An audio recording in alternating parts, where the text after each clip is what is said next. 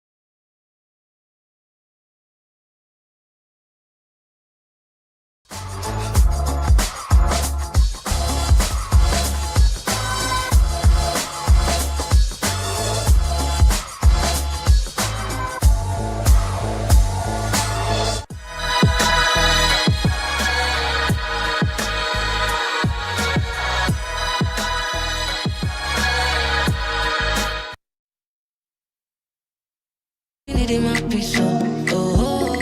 But my girl, what you say now? Yes, you're tuned in to our very first Saturday live show for Perfect Match Extra Season 4. My name is AJ Akwako Sapon and I'm your host. A big thank you to Mr. Kels, finding by Mr. Kels GH, my gorgeous outfit. Of course, hair by First Choice Hair and Beauty, and makeup by Delma's Touch. Of course, a big shout out to DJ Abiam for always giving us great music. Find him on social media at DJ ABIAM Abiam.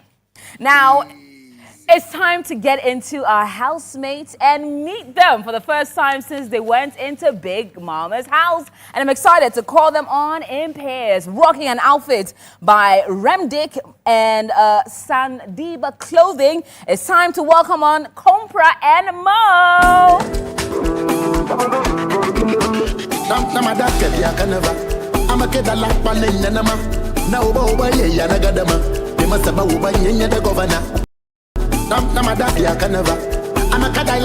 nanama. Nanama in the morning. Nanama in the evening. Me just a live up my life and I make my money. Me no worry about anybody. Me just a live up my life and I make my money. Me no worry about anybody. Don't see me like a fool because I don't do giddy. Don't see me like a fool because I don't do Welcome, guys.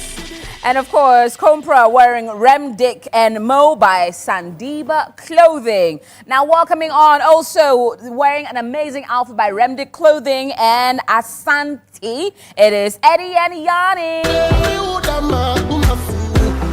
You activate me. You captivate me. You recalculate me. You desaturate me. You activate me. You recalculate me. You reactivate me. Woman, you got a back a very big and never sing. Take over the thing, can't page magazine.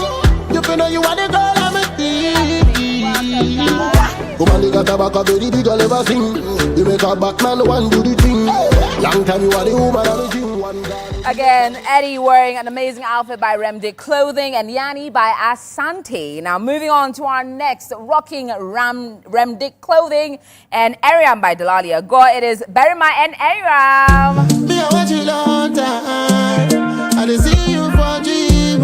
You know be one time. Baby, I want to go into the future with you. I'm not gonna leave you at the end of the road. Give me your love and you know it's safe. Baby, never listen to what them say. Into the future with you. I'm not gonna leave you at the end of the road. Give me your love and you know it's safe. Baby, never listen to what them say. Naga, gonna leave you, girl. Send me yaga, me I'm gonna be your way. Yeah. No other person, I'm gonna love you better than you a blessing. Physically you a fit, your thing amazing. Now look further, done with the searching. Me I watch you long time. I didn't see you for dream. You know be one time. Baby, I want to go. And I love how chivalry isn't dead on this set. The gentleman doing really nicely with that. Berima wearing Remdick Clothing and Aaron by Delali Agor. Moving on to also rocking something from Remdick Clothing and Noel Couture is Telfa and Maureen. I got the fine thing. Me, I got the fine thing. My baby fine. I tell you this one be the fine. Every woman is a superwoman. Every woman is a champion. We know be nobody. If them know they our body. Yeah. Hi. NCO.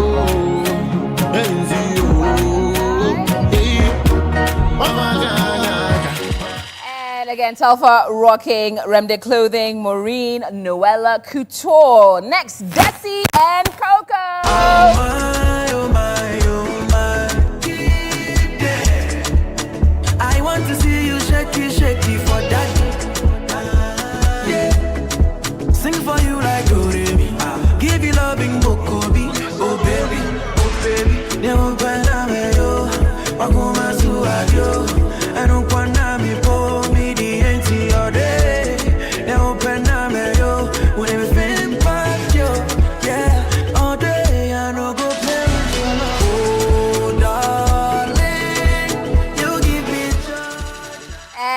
Yes, Desi, designed by Remdic Clothing and Coco by Princess Signature. And a big thank you as well to Ghana Beauty and Aesthetics Academy for the gorgeous makeup on our ladies. Moving on to our next. And of course, a big thank you to King of Braids, for their gorgeous hair today. The girls looking absolutely laid to the gods. Thank you so much, King of Braids. Find them on social media at King of Braids.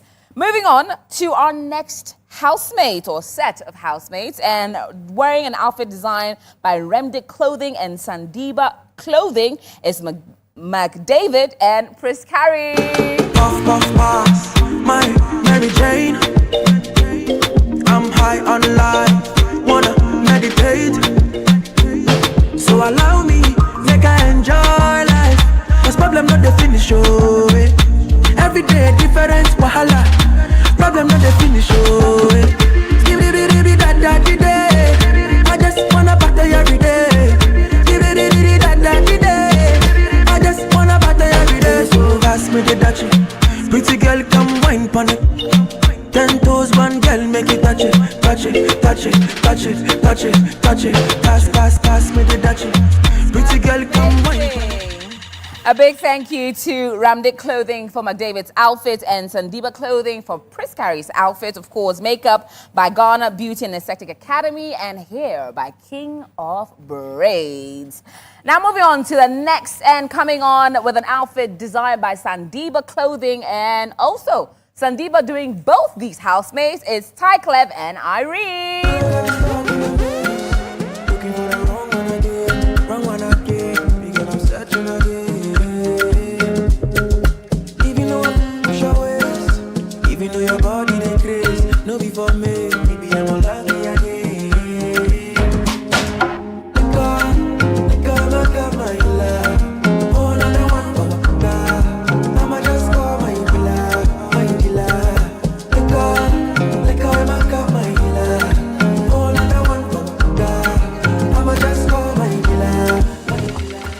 Once again, a big thank you to Sandiba Clothing for making both Ty Clev and Irene or Renee's outfits as well. Hair by King of Braids, makeup by Ghana Beauty and Aesthetics Academy. Now, on to the next, dressed up in Sandiba Clothing and Noella Couture is Ken and Brita. Oh, your mommy, make I call my mommy. Where they everybody they should hear what I have to say. My baby, pretty baby.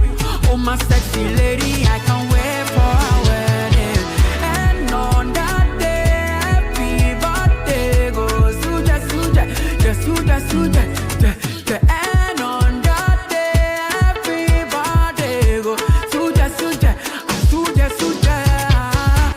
Up in gate, then go up in gate, up in gate, then go up in gate. And a big thank you again to Sandiba Clothing and Noella Couture for Ken and Brina's outfits. A big thank you to King of Braids and Ghana Beauty and Aesthetics Academy. Moving on to Aylin and Nadia Queen. But I want more of you. Things where you do me, girl, you drive me loco. Baby, you don't do me, yeah. You will love you, treat me better. When I'm cold, when I'm that. You say when I'm that. Baby, don't do me, well. When I draw my love go flow. When your river overflow. Baby, don't do me, well. When I draw my love go flow. When your river overflow.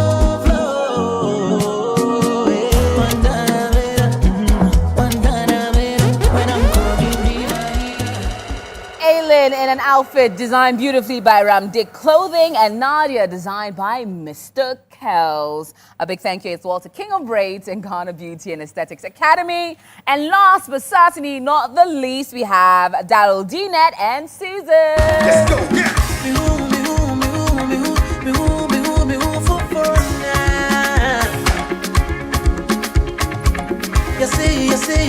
You see, some people say what I mean, I just say me man was serious. And see some crack it joke, now me jack it dog, girl. Now say who serious? I end up falling in love, and that's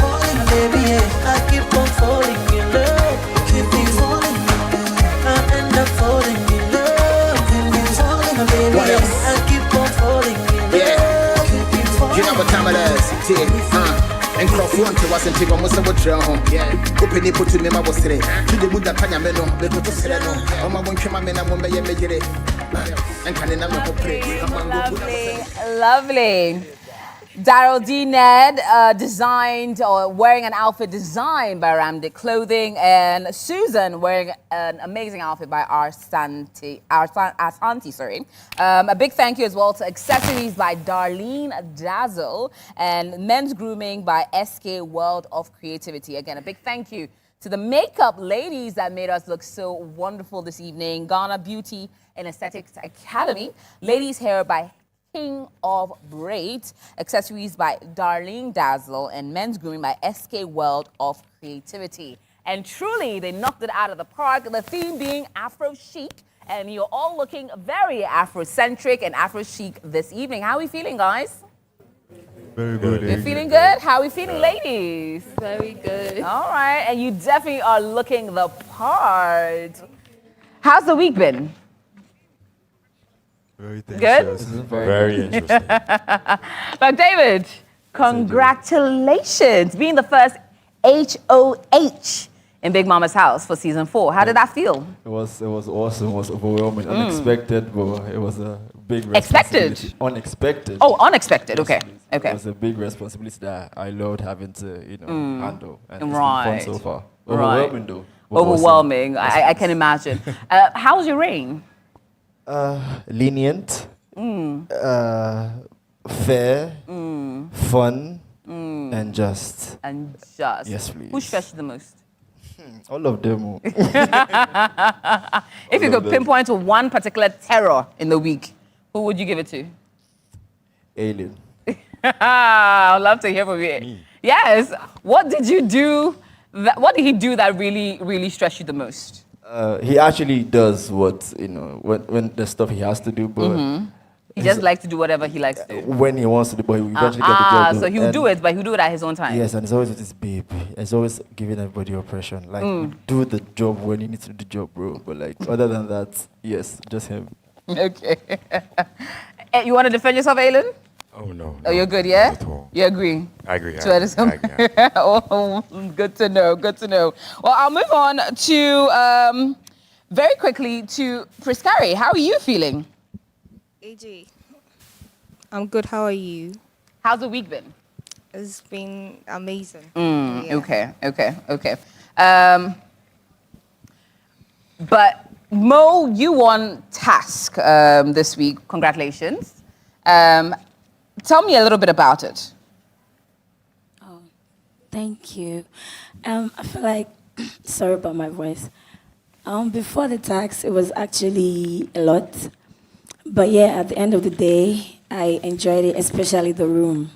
I actually love spending time in the room. I don't like the top. I like that. Okay.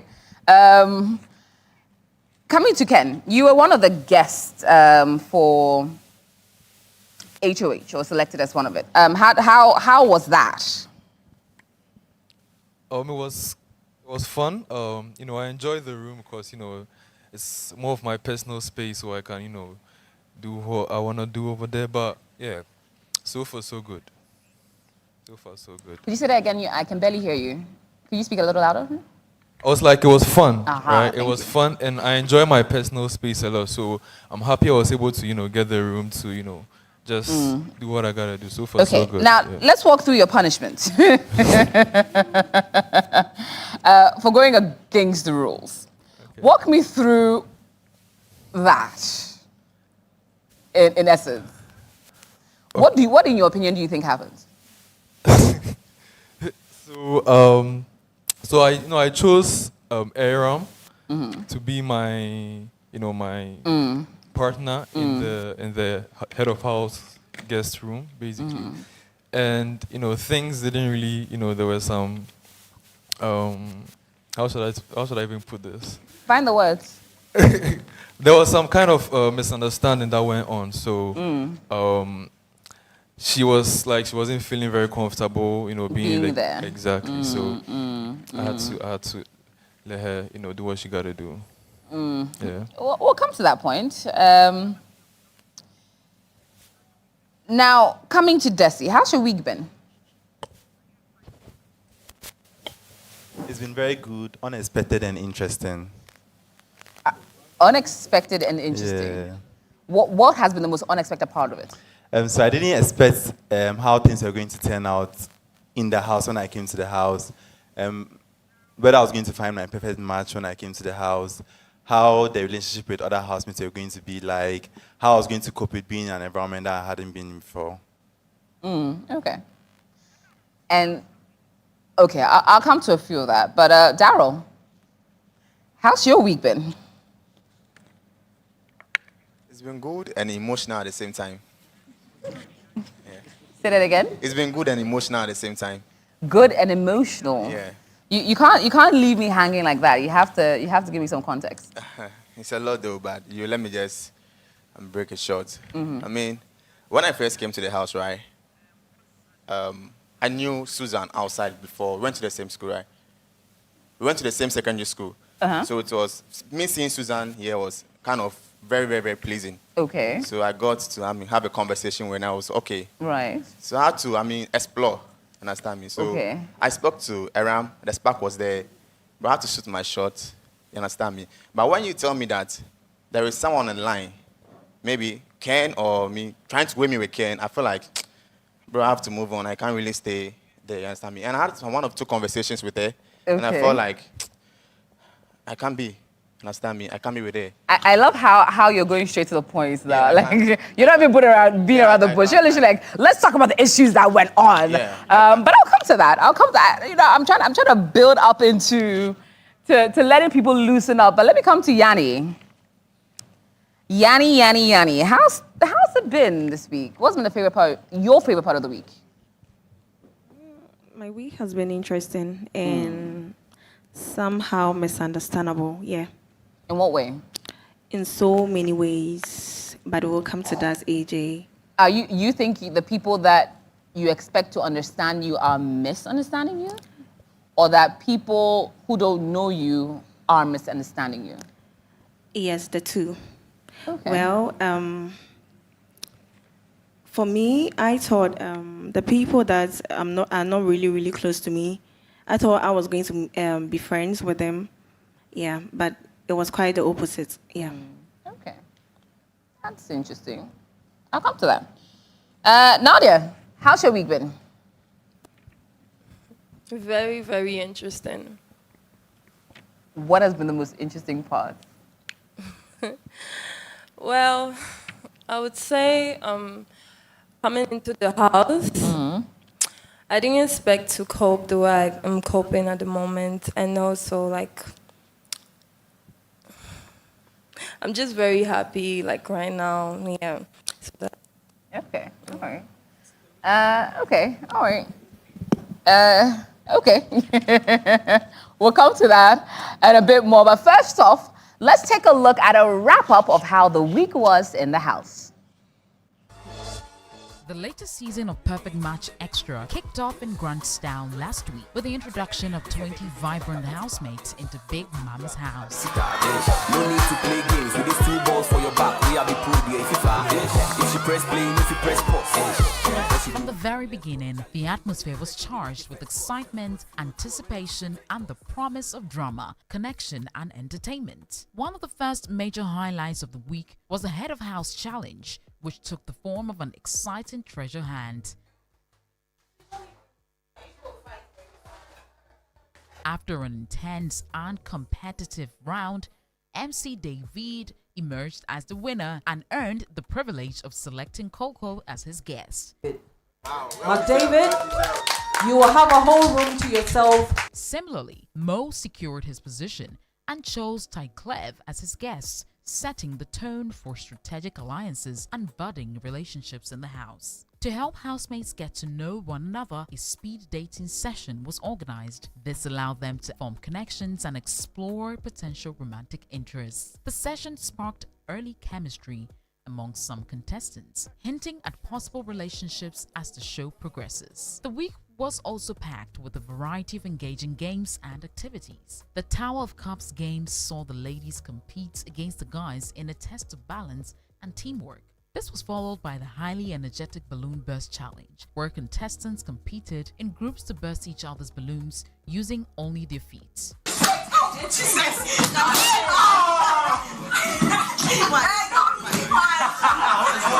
After an intense and entertaining session, Mo emerged as the winner, further establishing herself as a strong competitor. I got my mind on the block. These days I work 12 on the clock. Told mama no sleep till I clock. Told daddy I go blow them go shock. I go make them shock. Now tell me what it looks like. I was born with no left, me at two right. Where I from, see puppets in a suicide. No lies, so I grind till I make life. Yeah. First day was dedicated to showcasing talent, as housemates were given the opportunity to display their individual skills.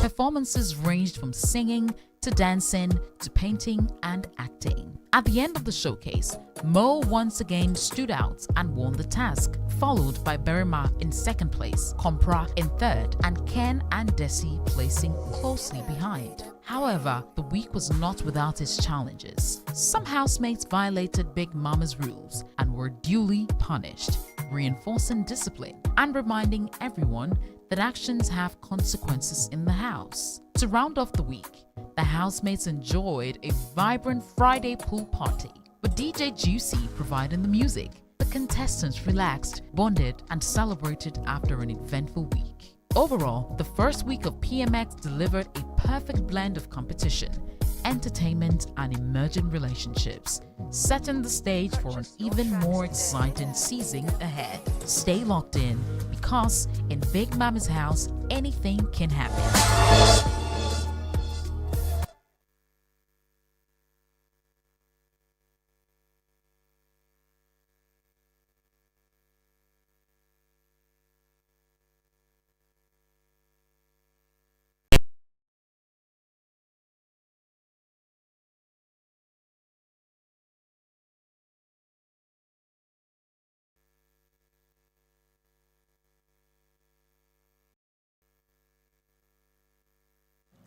And you're tuned in to Perfect Match X Season 4. I'm here with my housemate, and we're about to get into what an exciting week it has been.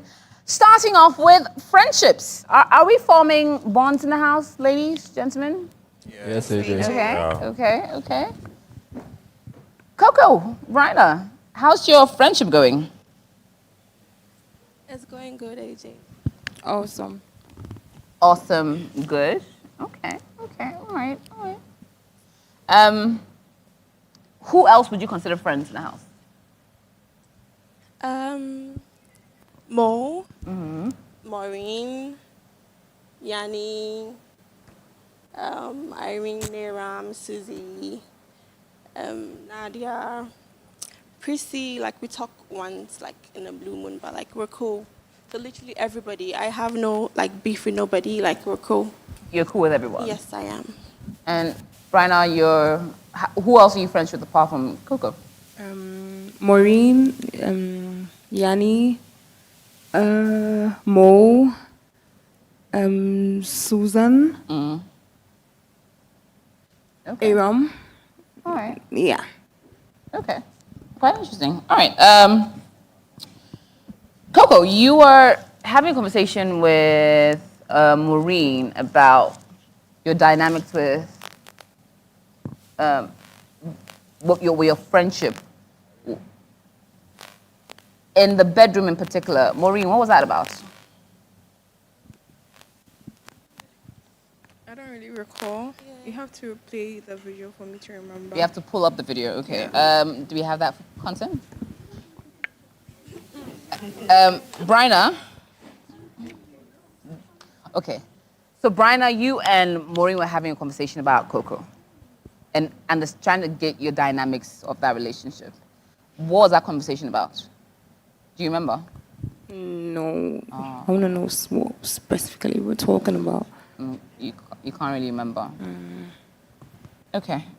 We'll get the tape rolling shortly, then we can understand. All right.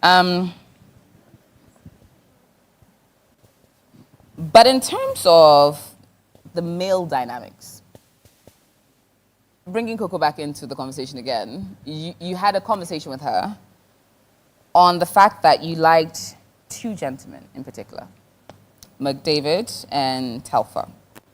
And you were unsure about who to really decide on. But you've been spending a lot more time with Telfa than McDavid. Does that mean you've sort of made a decision on who to select between the two? Yes, I have. Am I right to assume it's Telfa? Yes, it is. Telfa, Hello, AJ. how's the dynamic playing out with you and Brina? Super good. Super good. Did you feel at any point in time you were in competition with McDavid? No, not at all. Did you know at any point in time that she was confused between you and McDavid? Yeah, I was. And you didn't feel at any point in time that McDavid could have won over you? No, What made you so confident? because I'm him. And he's who? I don't know.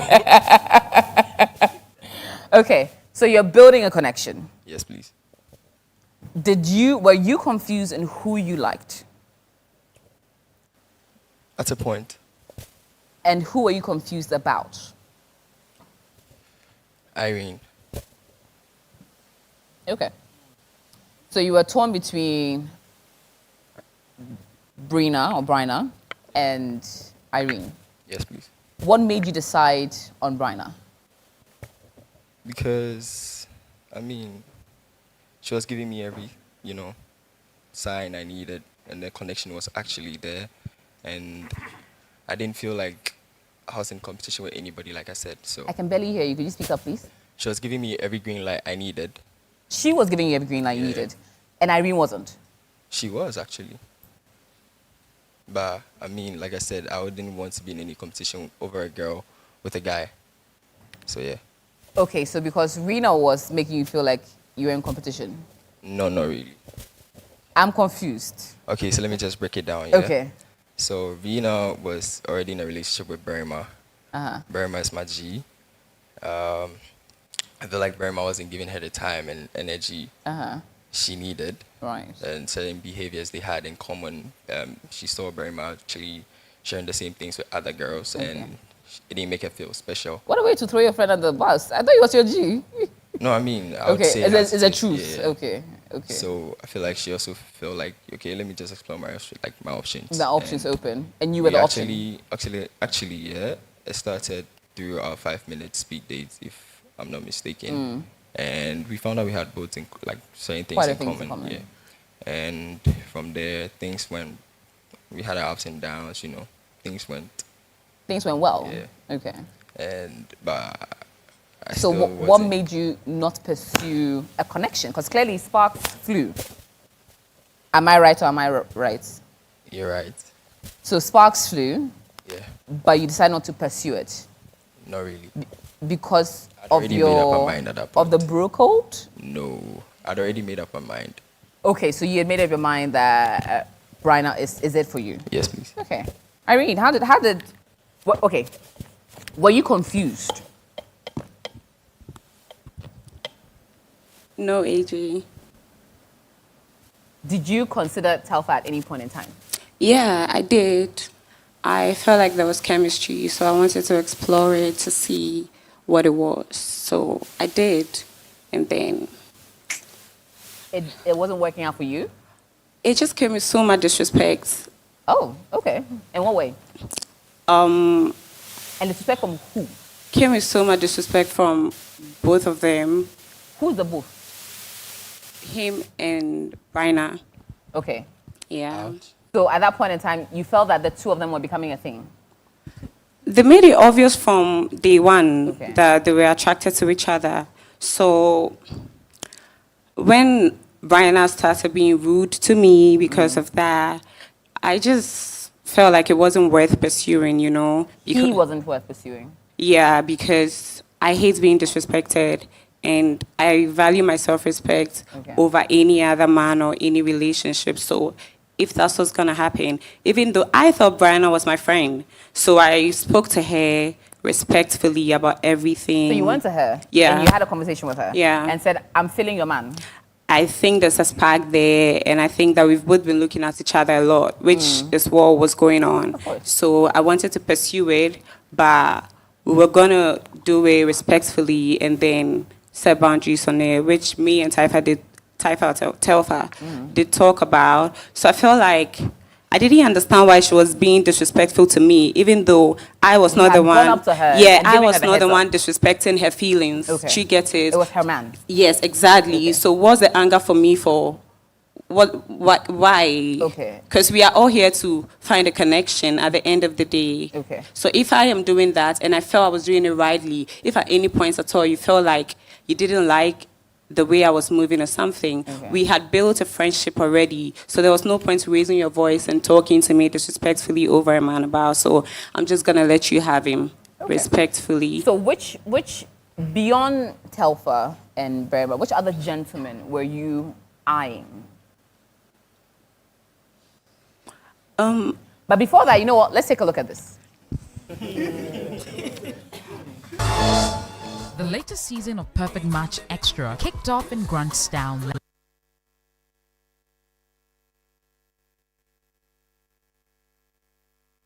But She doesn't nothing have to know serious. She doesn't have to know that just yet.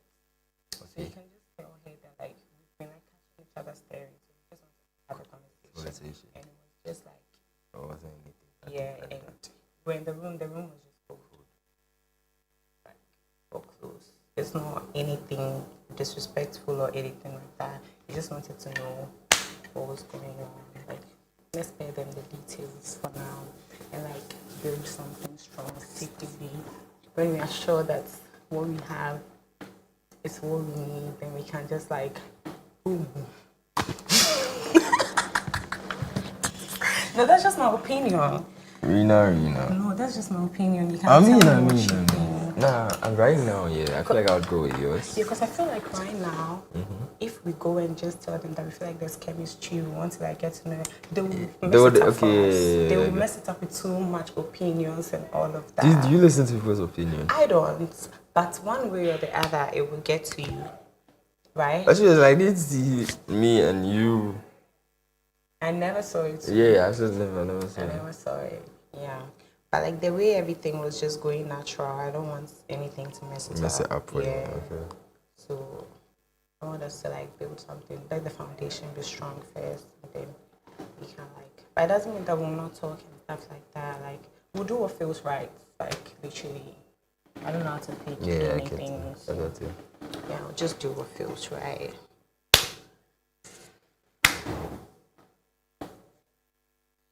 Let me show you something. Oh. Let's do that. Actually, like, if you do this, like, the other way, right, like, it ends, like, I didn't know. Let's have a secret handshake. Should we add something to it?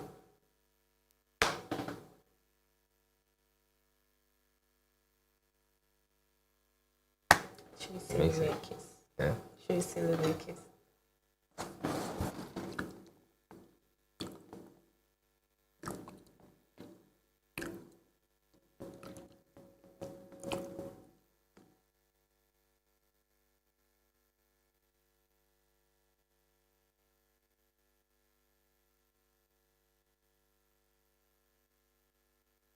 Should we say a little kiss? Yeah. Should we say a little kiss?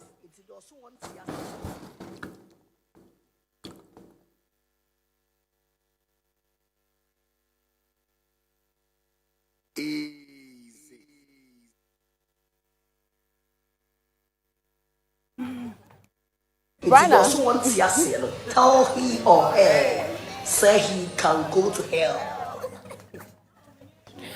Shout out to DJ Abiam. Brianna, did you know about this kiss? Or secret handshake? Or this conversation in general? I know.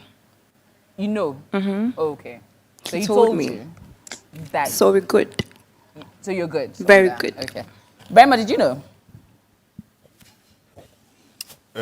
I'm actually very instinctive, so I actually felt it. You felt it, but you didn't know it? No, so I just put it to her, and I mean, she's very honest. She just opened up to me. She said, yeah. Does it feel different hearing it as against seeing it?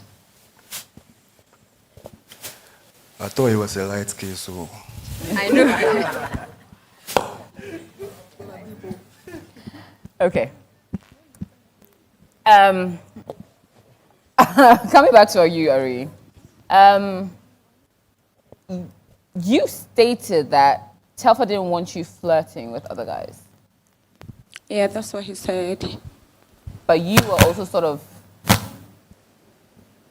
Okay, break it down for me what exactly Telfa said and how you felt when you heard that. We were just having a conversation, and then he said to me that he didn't like seeing me flirty with the other guys. I think sorry, I don't have a retentive memory, so I might not say exactly what he said. Yeah, no but tell me if I'm lying at any point at all. Yeah. You're good. Yeah, so and it made him jealous and all of that. Yeah, that's what he said. Okay. So how did it make you feel? In the moment, I felt like he said that because obviously he liked me, and anyone who likes someone wouldn't be happy seeing them flirting with other people. So yeah, that's how I felt in the moment. Okay. So Telfa. Yes, AJ. Beyond Irene, beyond Bryna, who else were you willing to explore a connection with? I think Nadia. Nadia, okay. Yeah. Because you did state in a conversation with Susan that you wanted to explore a spark with Nadia. Yeah, I did. You felt a spark. Yeah, I did. What prevented you from following up on that spark? I wasn't getting the vibe. Okay. Nadia, why weren't you giving him the vibe? Did you think there was a spark? The first night I did.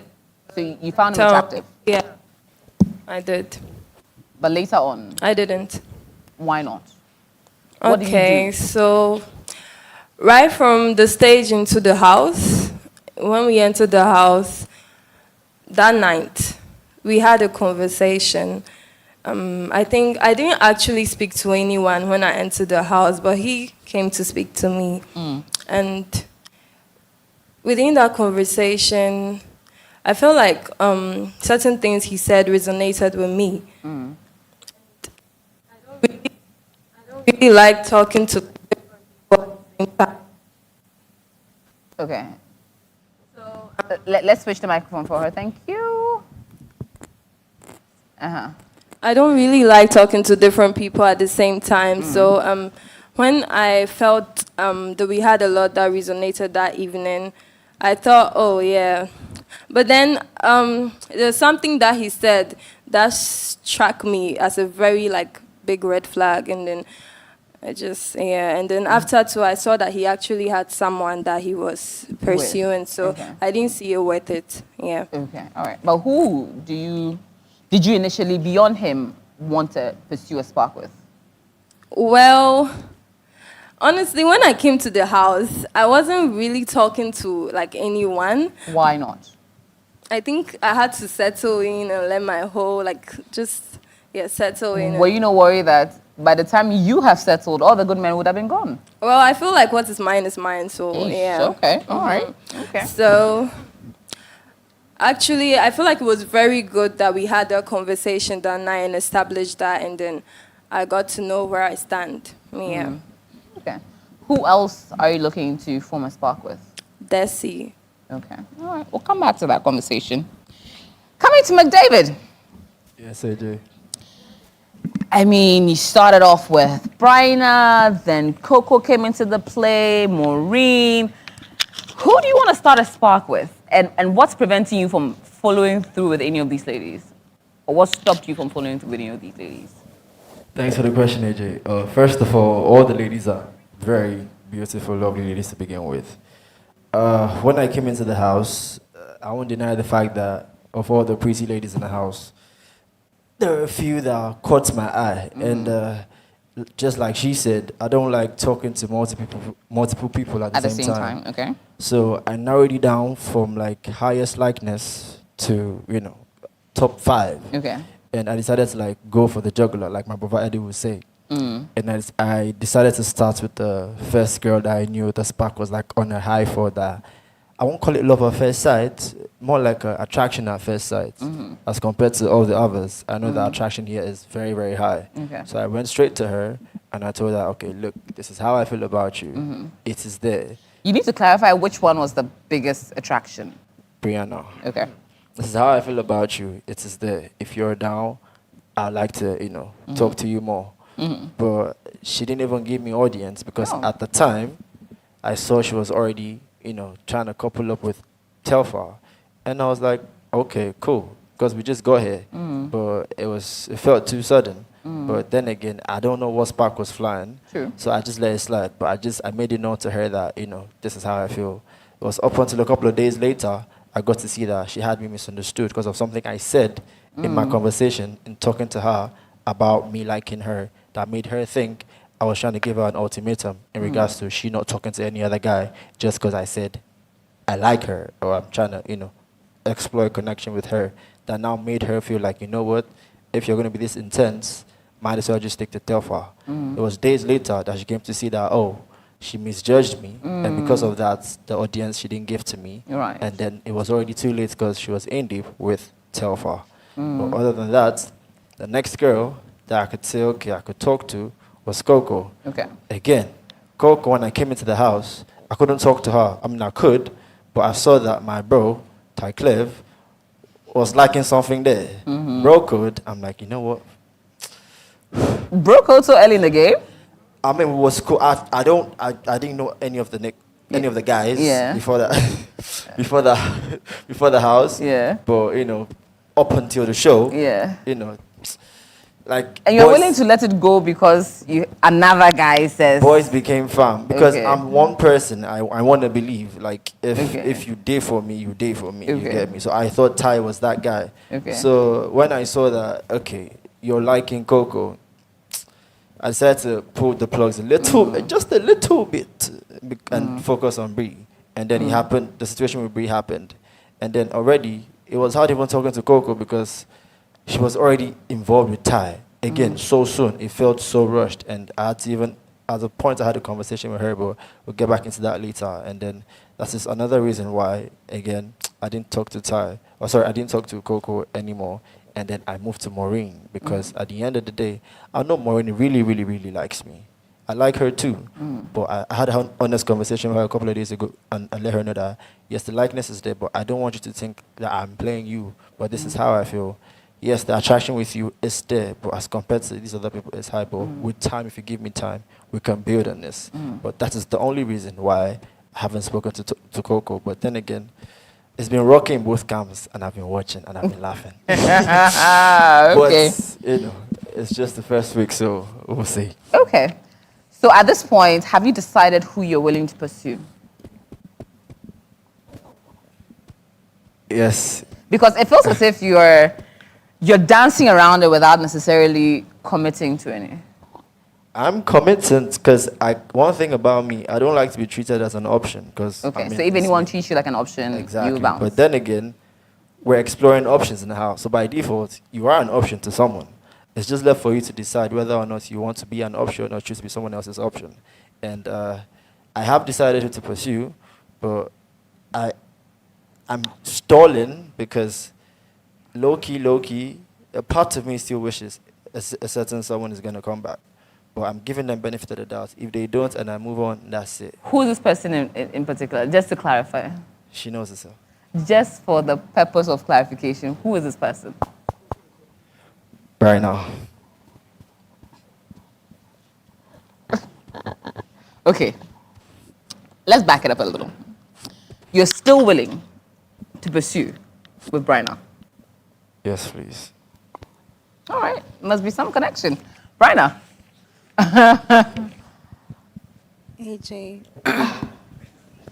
At this point,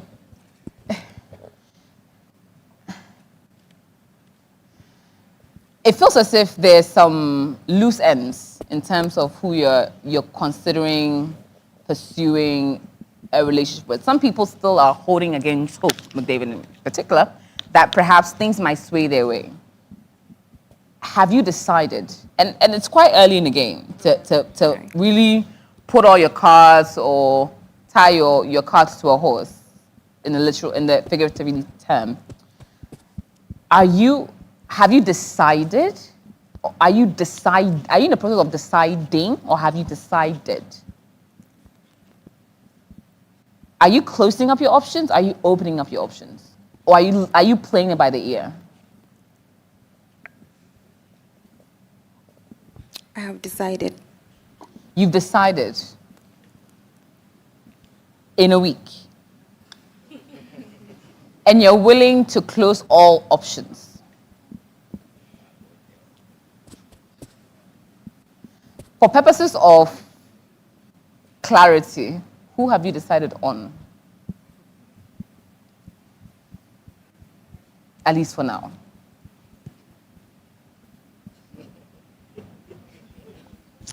Telfa. All right. Telfa, are you also decided, or are you deciding? Decided. It's been a week. Yeah. So if you had to tie yourselves to each other in, say, a rose ceremony, you would pick each other? Yeah, definitely. Yeah. All right. How do you feel hearing that, McDavid? It's information. I can work with it. Okay. All right. Let me come to Berima. I feel like I still have some. I still need some clarity with you and the Irene situation. Okay. When you came into the house, who did you first set your sights on? Honestly, it was Kuku. Okay. And why didn't you pursue? So I think a few hours into our entry into Big Mama's house, after Cliff's birthday party, I mean, they were all over each other, and I didn't even feel the need to pursue again. Okay. It felt like it was a done deal. It felt a bit rushing. Okay. You felt it was a bit rushed on their side? Yeah. Okay. And you decided that I would open up my options? Yeah, certainly. And in opening up your options, it was Renee? Rena. And so these were the only two ladies that you had set your sights on? Honestly, yes. Okay. Coco? Yes, AJ. How do you feel hearing that you were high on the radar for a number of gentlemen, but you sort of set your eyes on someone quite early? Okay. So the evening came as a surprise to me as well. I didn't expect for me and Ty to have something, but it happened. And if I can get it close to your mouth, yes. So like I said, I didn't expect what me and Ty, what we're having now to happen, on the first day. So and it happened, and I just had to go with it and see how it goes, and it's going well for me. So I'm good. I'm okay. You're good now? Yes, I'm fine. Do you feel, some people have expressed their reservations about how quickly it sort of started off between you and Clive, but do you reckon that it was too quick? Okay. Did you have your eyes set on anybody else? No, actually. It was just one person? Yes. Okay. Actually, it was just Ty. I really had to so when we spoke, because we spoke we had a very long talk. So after the talk, I went to bed, and the following morning, I felt like he was acting off. So I just had to I just went out. Like I was just walking around to see maybe like the spark I had when we were having a conversation. I would with anybody, but like I didn't really see it with nobody. So I was like, okay, I'm here. So let's see how it goes. Let me see how he feels. And so like I just had to like stick and stay. Okay. So. And I'll come to Clive and how he feels very shortly. But let me wrap it up between Berima and Irene on their dynamics. How has it, you both made a conscious effort that you're going to be considering each other now, yes? Is that the case, Irene? Not on my side. Okay. Let's take a look.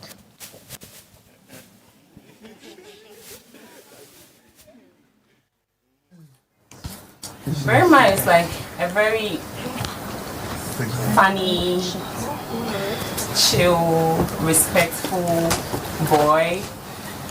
I like that from day one. He's been very open about getting to know me.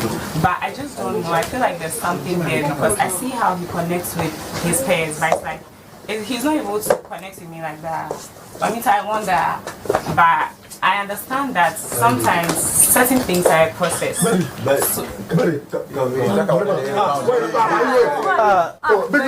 seriously. Jesus movie. This is disrespectful. That's not nice. Yeah, that's not nice. That's like you're talking about you and then you walk. Yeah, like walking disrespectful. No. Hey. Calm down. Calm down. So fucking very much. I'm disappointed though. He's here now. It's as if he doesn't want to be spoken about. It's not nice. She has an opinion. She has to talk. It's okay. It's okay. We'll sort it out later. I bet what's my boss? I then you talk about me. Oh, my baby. Okay, Berima, were you uncomfortable about you being raised up in the top? Like, what made you walk away? I feel some, like, when it comes to some, like, sensitive issues like this, you should actually, it should be a one-on-one convo. You can't just spill it out, like, and it was early days. I think it was, day 3, I really felt uncomfortable. I don't really like that. Okay. And I think prior to that, we had a lengthy conversation about like this soul connection thing. So I just felt it wasn't really something that you wanted to be discussed. Yeah. Okay. Berima has apologized to Irene over everything that's happened, but you seem not willing to let go. Why is that? AJ, when I was coming to the house, one thing I was very particular about finding was a man that would stand by me and fight for me. Mm-hmm. So there's been several instances where he's not really had my back. And there's been conversations where I was being talked about that he's been in there. And I felt like, if you're not going to defend my name in my absence, at least don't be present. But at this point, we like clarity. Which conversation was being had? What was said? And what did you expect him to have said about you? To be honest, I don't like to keep things that have already happened in my head. So it's past and it's gone. We've spoken about it, and I've honestly forgotten about it. But then I think, oh my God, I want to remember so bad, but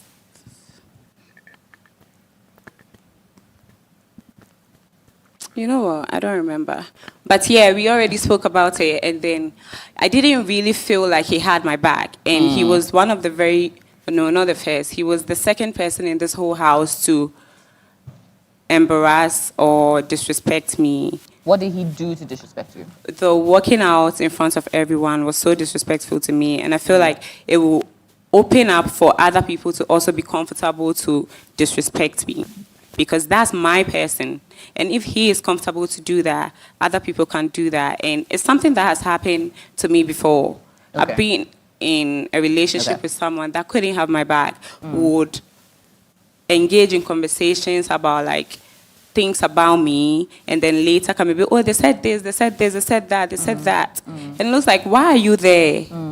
So it just gave me so many flashbacks, and I didn't want to deal with it anymore. But he's apologized. Yeah, he has apologized, and I would be lying if I said that I don't want to forgive him. So what would make you consider forgiving him? Is it that would you want him to apologize in front of everybody? Is that a start? Because if he did it, you felt that the disrespect was public, then perhaps the apology needs to be public. It's just a deal breaker for me, to be honest, and I don't think that I can get back from it. But I have nothing against him, to be honest. Okay, so this, you don't think you can get back from? No. So you're actually willing to walk away from whatever dynamic that you have after this? We already had the conversation, and I told him, because he's also very close with people that I do not want to be friends with at all. And I cannot tell you that, don't be friends with this person, don't talk to this person. I mean, some people would tell their partners, don't talk to this person, don't do that, but that's not my style, honestly. I like people to be free to make their decisions so that I can also make my decisions. And so those are some of the things that I look at, because I feel like some partners are also very only close to their partner's friends and not people that their partners do not like. Okay. So why is my partner choosing to be very close to people that do not like me? Who don't like you? Maureen. Okay. And currently, I think Bryna too, because she's been very disrespectful. Yeah, so those two, and the past, I think 2 days or yesterday, they've really become so close. I'm even shocked how that bond even started. Oh, wow. Yeah, I see Bryna running to hug Barima. I see Maureen being so close, touchy, about to kiss him. Oh, wow. Yeah, so it's giving... What is going on? You're supposed to be my person, you get it? So I'm just saying that you're free to be friends with who you want to be friends with. Friendships, like I was so close to Aram, I didn't choose, it just happened naturally. I guess maybe that's what's happening on their path as well, but I rather want my friends to be friends with my friends, so that way they get to hear only nice things about me. But if you're friends with people that have clearly expressed not liking me, you're never going to hear anything nice about me. True. And obviously, it will affect you one way or the other and influence your decisions. And honestly, coming into the house, I really want to find something real, something that even outside of here will be for a long time. So all these things are going to affect it. So it's very early. I don't want to lead it on, you know. Okay. So, but I'm not saying that this is the end of me and Berima's relationship or whatever we are building. There's just a roadblock right now. I feel currently like I cannot get over it, but everyone changes their mind, to be honest. And I think I did tell him that this is where my mind is at right now. It really gave me the ick, but give me some time to think about it, you know, because at the end of the day, he's a very amazing guy. He is not shy to show everyone that he only wants me. Okay. So that is also something that I really admire about him. Okay. And so I'm just like so confused right now. But as it stands right now, there are no feelings. All right. Okay. I like how you would break it small, then you just mend it small, then you break it small. But coming to Maureen, you seem to be attempting to be the thorn in the flesh, or maybe a interesting character in the relationship between Brema and Irene. Why is that, Maureen? So coming into the house, the first person I spoke to was Brema. He was the first person I had like a deep conversation with, and we've been cool since then. Like our relationship has been like that since. And I think yesterday he said something. He was like, he's so surprised that I'm not that cool with his person, and I'm so cool with him, because we girls, we tend to actually give silly attitudes towards someone you don't like partner. And I was like, I don't really care, because he did nothing to me. Okay. It's actually his girl I have a problem with, and that's it. We are good. Okay. What's the dynamic between the two of you? I want to go first. And then after, I want her to really tell me what the problem is. But this is what I think it is. What do you think the problem is? It all started from the profile shoot. Let me not say it started from the profile shoot because I didn't even notice her until the Friday we were supposed to all come together. So that Friday, that was the first time I actually noticed her because when I entered the hotel, she was the first person that opened Coco's door. And so I was like, oh, we all went to my room and then she brought her phone out. I'm so sorry. I don't know how to sugarcoat things. I'm going to be very honest. Okay. Yeah, about everything. So she came out of Coco's door, and then they all helped me to my room. That was the first time I ever set my eyes on her. I'm not even going to lie, because sometimes I'm so full up in my head about myself. So we went to the room, and then she brought out her phone. And it's like, everybody didn't have their phone. So I was like, oh, you have your phone? Let me take a selfie. Then she goes, no.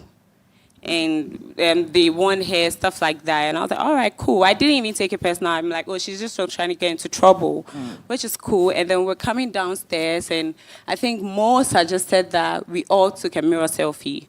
Surprisingly, she was so open to that. Okay, so you felt that she was taking a personal stance against you. No, that's when you not said when it actually started. But you know, after everything happened, I had to put 2 and 2 together. Okay. I would just take my time and break it down so that everyone can understand it. Okay. Yeah. So she took the mirror selfie, but then she made sure I wasn't in frame. Oh, wow. Yeah. Okay. I noticed that. That was the first thing I noticed, but I didn't say anything to anyone because, first of all, it's not my phone. Secondly, I didn't want to take a picture because you already said no when I wanted to take a picture. Then now we all went to her room. I don't know what for, but then I brought her a vape. I was trying to vape. It's rated 18. Vape is not illegal. So trying to vape, and then she goes, Madam, you can't vape in my room.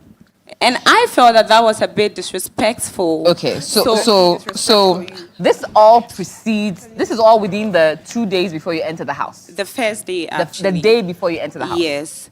So you felt that Maureen was not being nice to you? Yes, on purpose. Deliberately? Yes. And so when it even happened, I didn't say anything. I just walked out because... So then is at that point that you felt that you would have a problem with her? No, I didn't even take it personal. I'm like, okay. But I noticed what was happening. So I thought that was her personality. That's what I thought because I haven't done anything for you to have an issue with me already. So I thought it was her personality. And then I feel like an hour or 2 later, the designers came in with her outfit and were trying. So I walked in and then I overheard her again, complaining about me again to I think Coco and Mo. And then what I heard that pissed me off was, in quotes, tree. Mo so.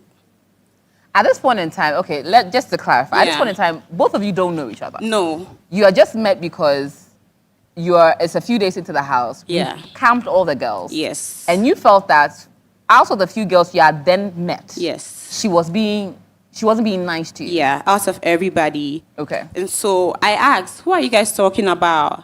Then she goes, no, Mo was like, nobody, not you. And then she goes, even if it's you, what can you do? You can't do anything. Okay. And I'm feeling like, girl, chill. What's going on?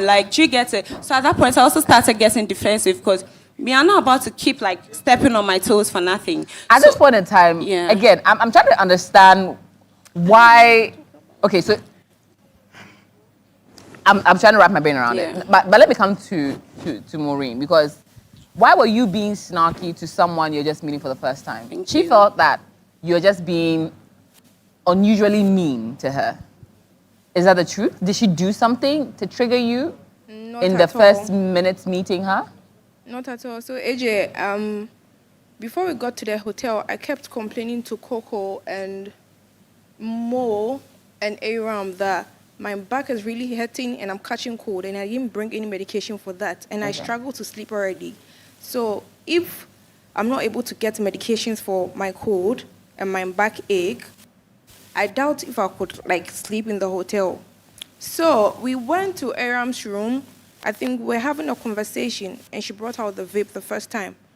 And I was like, oh, I'm catching cold. I can't stand here. So I went into the bathroom and went closer to the door. So, but then I think the girl didn't really keep long in that room. So they moved. I think I left before they moved because of the vape. So I left to my room and they came. I think Mo actually wanted to use my phone for something. So when she came, the first thing she did was to sit and take out the vape. And I was like, Mom, we don't do that here. So you thought that she was being disrespectful in your room by trying to vape? Yeah, because I said it the first time in someone's room, and you're still doing it in my room. Aha. So you felt that she was not respecting your boundaries? Right. Okay.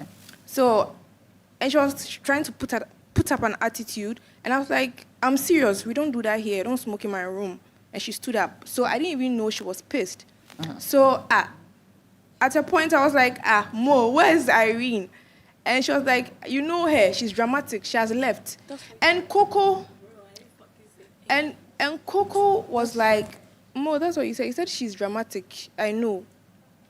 And Wait, Irene? Wait, Irene. Oh, wait, hold on.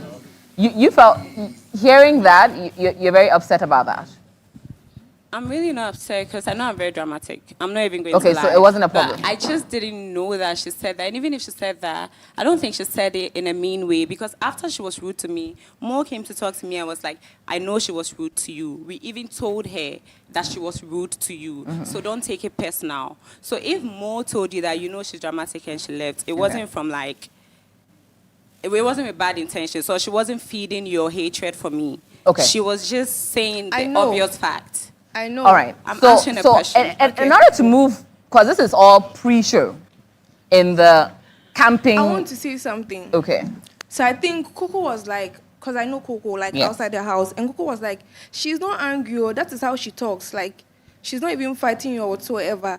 They shouldn't take me serious. And I was like, if she thinks I'm mad at her or I don't like her or something, I honestly don't give two fucks. But then... We're on TV. So, oh, sorry. So yes. But then I can't do anything about it. I can't do anything about how I talk to people because I don't know how they want me to talk to them. But then I wasn't coming from a place of malice or whatsoever. So I think Mo went to her, they brought us food, and Mo went to her room to call her, and she was like, she's not coming into my room. Like, she's not coming to my room because she doesn't know what she's coming to do there because I sacked her. All right. And so I went there myself to call her. But she just opened the door and she was putting up an attitude. Okay. And I was like, is this something you should get angry about? Because I don't know. And I'm not about to talk to you about it because I don't know why you are angry about it. Then she just shut the door on me. I just left. We went to Yanni's room to check on her dress. So I'm trying to get to when we get into the house. So clearly something went down. You felt disrespected by Maureen. Maureen, you felt she wasn't respecting your boundaries in the house prior to it. Yeah. So I think at that point in time, the two of you developed a bit of a dislike towards each other. But coming into the house, it followed you into the house. Why? For me, I think, can you hear me? Yes. For me, I just knew then and there that she's not someone that I ever wanted to be friends with, which is okay. Same. Nobody asked you. But wouldn't you want to? I mean, I understand I'm coming that. at something, and the reason why. Okay. So the reason why I knew there and there that she wasn't somebody that I would ever want to be friends with, which is okay, is because one, when she was being held accountable, that you didn't talk to her well. She said that is how I talk. And personally, I don't like people who talk anyhow. Because me, before I say something to anybody, irrespective of whoever you are, I think about it because I respect everybody equally. And if in any case you unintentionally were rude to me and someone drew your attention, if there was no other intentions, you would just say, oh, I'm so sorry that it came out this way. I didn't mean it this way. Be accountable for your actions. I like people who like to take accountability for their wrongs because no one is perfect. And sometimes we have our moods and all of these things. But for her, it's like, that's how I am, da, da, da, da, da, da. And when she came to knock on my door, like she was saying, she goes, you know you're being angry for nothing, right? Which is another, why are you talking to me like that? When after you have just like spoken to me in a way that I expressed to you that I don't like. And I didn't want to also say something back because I know how I get defensive when I get disrespected. So I just closed the door and then I went to lie on my bed. Okay. Then I walk in again on her talking about me again. So I just knew that you are not the kind of person I want to be friends with. Okay. Anyway. And that's why coming into the house, I have tried my very best to keep my distance from her. That's the reason. It's nothing personal. I mean, she's literally invisible to me in the house, so it's Same, not. bro. It's not. It's not that deep. Okay. I don't know you from Okay. anywhere. All right. So clearly, the two of you will never be friends. Nah, no, not at all. Okay, Maureen, AJ, do you feel like you would never? never. Okay. AJ, can I add something quickly?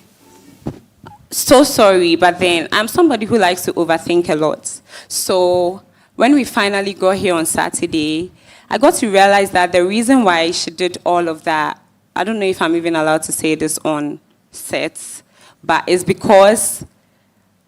Wait. You don't know if you're allowed to say what on set? The reason, what I think, I'm not saying that's true or that's the reason, but that's what I overthought it to be because I had to put two and two together by Why? observing certain things. Do you think she likes your man? Oh, not even about a man, no, not at all. Do you think she's jealous of you? I don't think so. What's there to be jealous about? You are your own personality, I am my own personality. I will shine regardless, so I don't Is think it she's something jealous that of me. that applies to your dynamic in the house? I feel like... Is it preceding the house? She just saw how I handled the situation with someone that was disrespectful to me, and then because she's close to the person, so she just decided to, oh, you did this to this person, so that's what I thought. Might be right, might be wrong. I am an overthinker. So when you leave the blank spaces, I feel it for you, literally. Is this person in the house? No. So Then it's let's fine, leave it yeah, like that. yeah, Okay. All right. actually. Coming to Yanni. So lost. Maury, you don't seem to understand. Let's leave it at that. Yanni, you've had a lot to say about Berima and Irene's dynamics. Are you interested in Berima in any chance? Please be honest. At this point in time, let's be very honest. Okay, so AJ, before I get to that answer,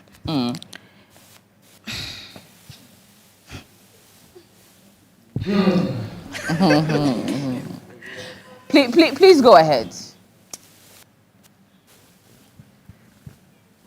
So when we arrived at the house, Yes.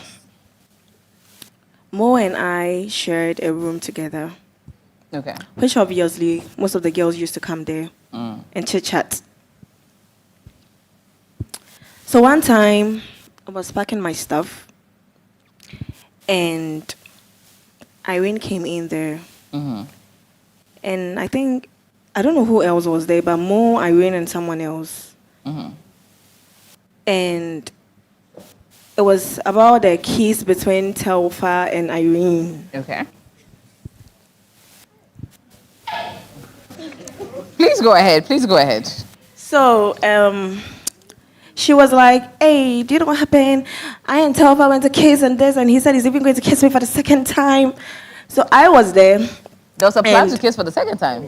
Yes. That's not true. That's That's what I heard. Can you please let me talk? But that's Thank not you. true. Hold it, please. I'm Hold holding it. I'm Hold it. It's a You, lie. you are not Yanni. Okay. And the question wasn't directed to you. Yanni, who stated that? Or did you hear Irene say that? Whether it happened the second time or Okay. it didn't happen the second time, But there was a a plan kiss. to make it happen? Yes. Okay. On whose side? I just want clarity.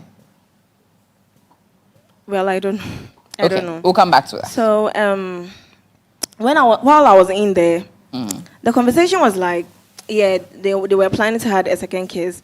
And then Irene said, hey, someone is in here. And I think she's going to say it. And then I was like, oh, you know what? I don't care. Honestly, I don't care. I'm not here for gossips, and I don't care about that either. And so that was it. So then I think I had a convo with her. Okay. And then I asked her, since you like Telfa, what about Berima? Because I know you and Berima are having something going on. And then she goes, she doesn't know how she feels about Berima. Berima. Yeah. And I think there was one time I was in the washroom when I went to the big bedroom. I was in the washroom, I think, cleaning my face or something. She came in and she was like, "Excuse me, I have to speak to you." She was like, "I didn't care about the film, something like that." Yes. And me honestly, I didn't even care about that. Do you get it?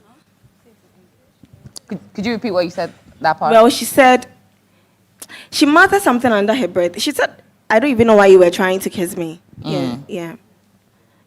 About who? It was about, I don't know who it was. Okay. Because You- me, I you was just just heard in the, that? yes, I Okay, was in the okay, washroom, okay. yes, and I didn't know who it was. I had an open conversation about Berima with Irene, sorry, and she told me she didn't know how she felt towards him. Yes, that's what she told me. But Big Mama one time started pairing us up with other housemates. Right. Yeah. And then I think with me and Berima, our pairing became a whole lot of stuff. Like there were so many people coming in here and that, and I didn't understand because Big Mama paired us up, and we were supposed to get to know each other. So, well, when we got into the house,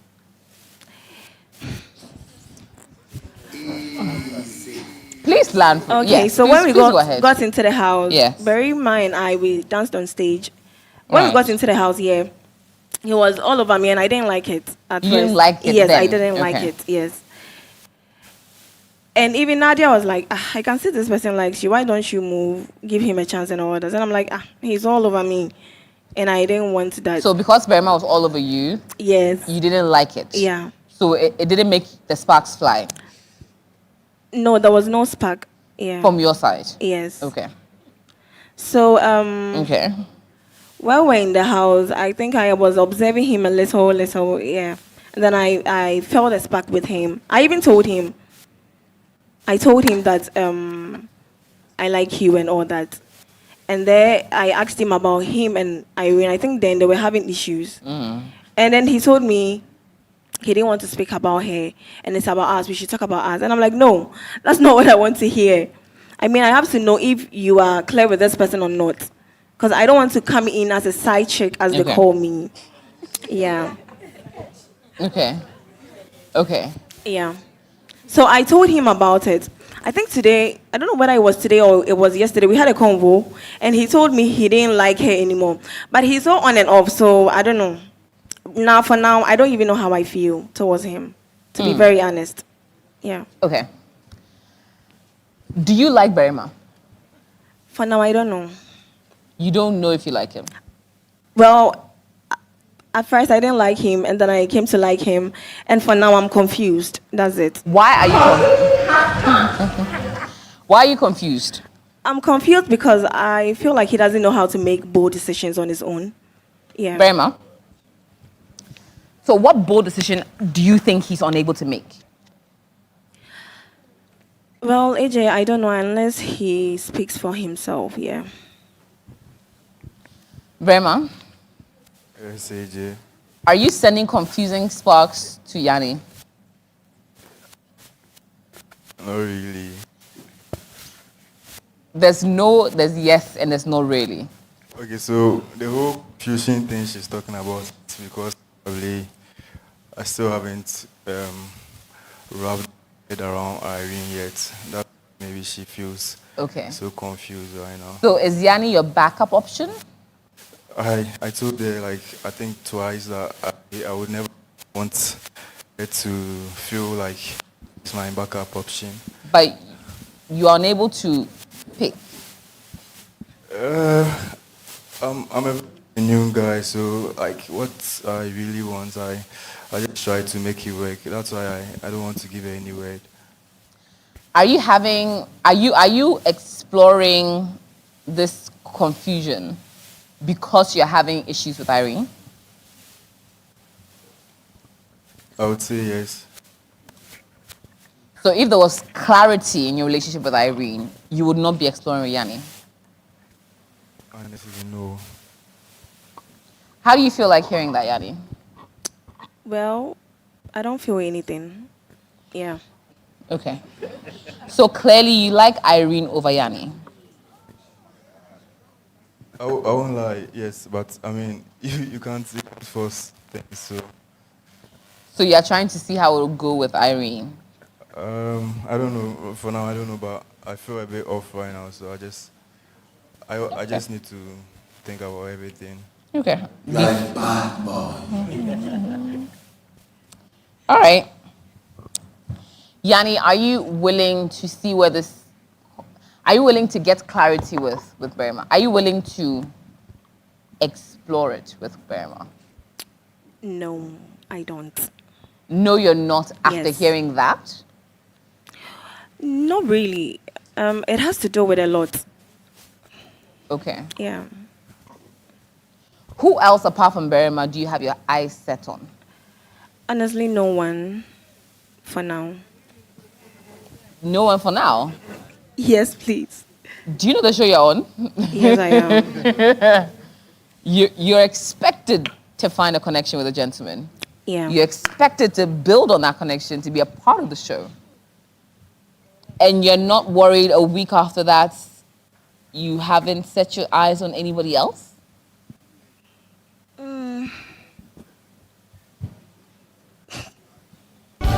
I need someone to call my own. Okay. Huh. Now let me come to Eddie.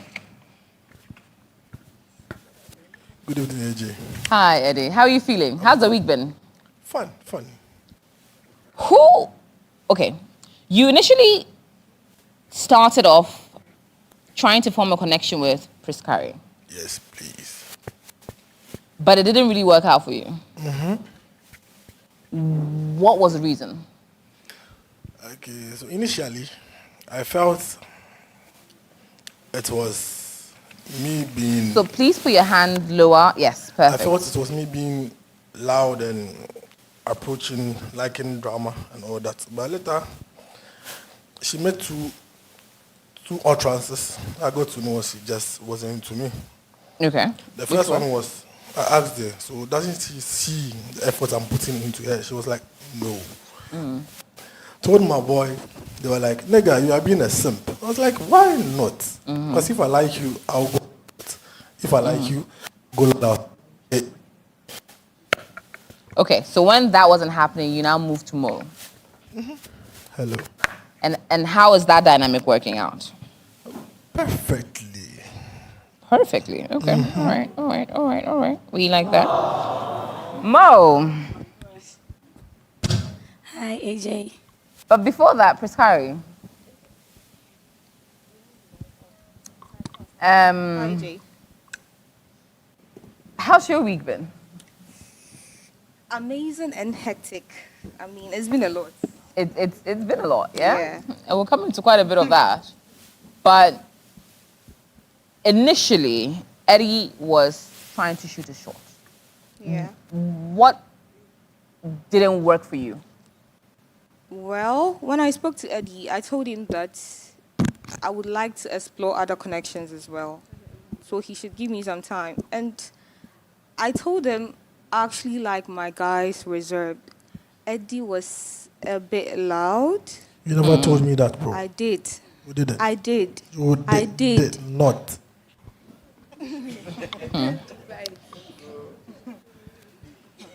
Okay. So you felt he was a little loud. Yes, AJ. And you expressed it to him. Yes. You say she didn't express it to you. Pardon? That she didn't express it to you. No, she didn't. Okay. Okay. So, so him being loud was a turn off for you. Yes, AJ. Okay.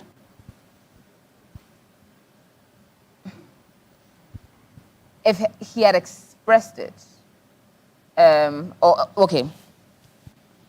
You say you did, Eddie, you say you didn't. If she had expressed it, as she said she did, what would have changed for you? Nothing would have. Because with me, if she would have accepted me for who I am, I was willing to change on that. Doing that with Mo right now, though. Mo didn't tell me to change.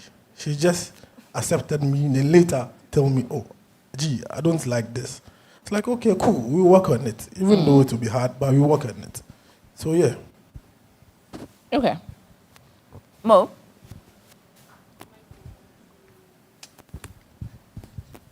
Hi, AJ.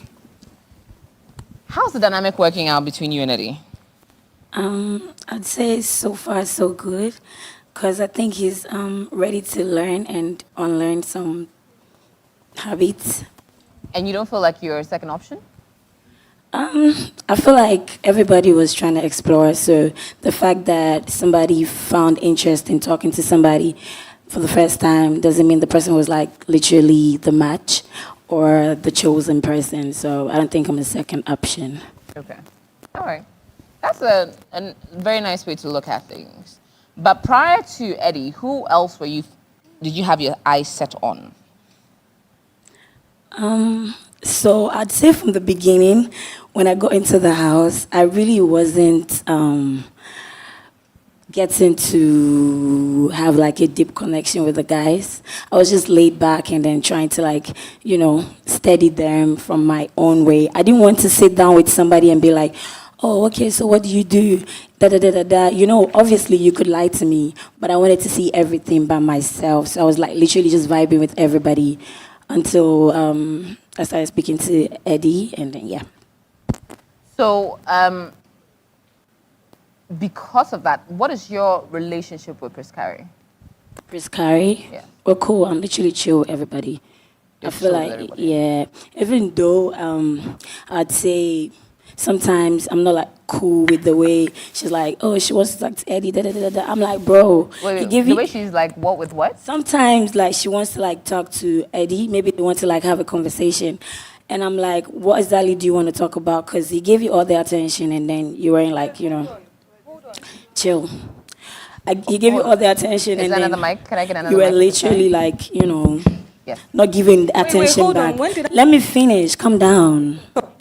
So he was giving you all the attention and then you weren't giving him back the attention. So now why do you want to talk to him? Wait, when did I tell you I wanted to talk to you? You didn't tell me. Eddie, when did I tell you I wanted to talk to you? Before I made my decision, you were like, you want to tell me something. I was persistent. What do you want to tell me? You didn't tell me. That is it. I was That's the literally only going time to I tell told you you. I wasn't interested. That's basically Okay, it. so why are you holding back then? Serious. Okay. Why are you holding back? So Mo, would you consider? Yeah.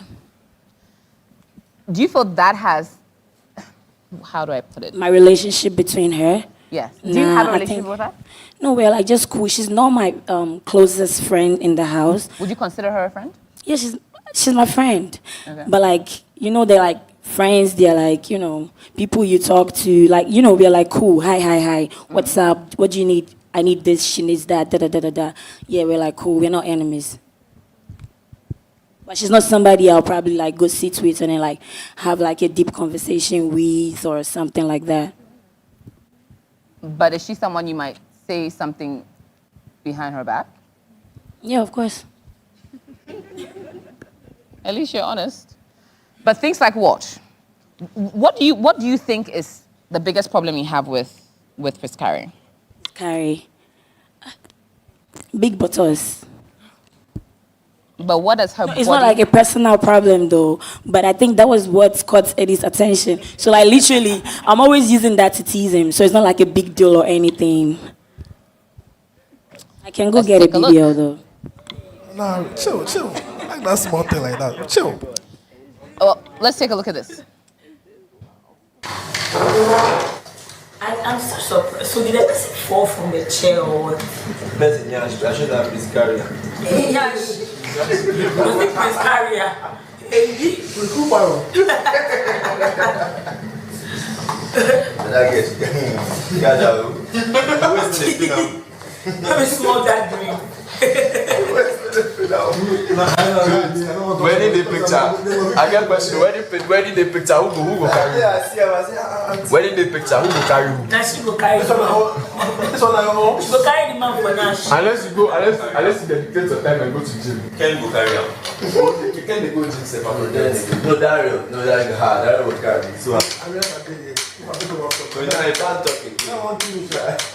No more Like that go carry. I think yeah.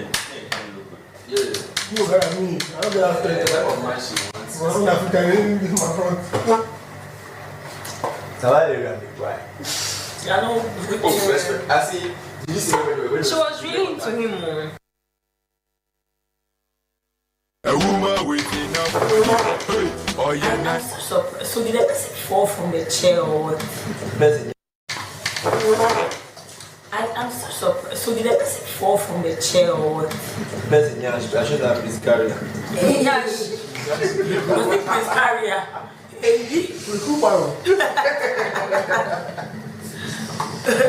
guess you got that. Let me small that dream.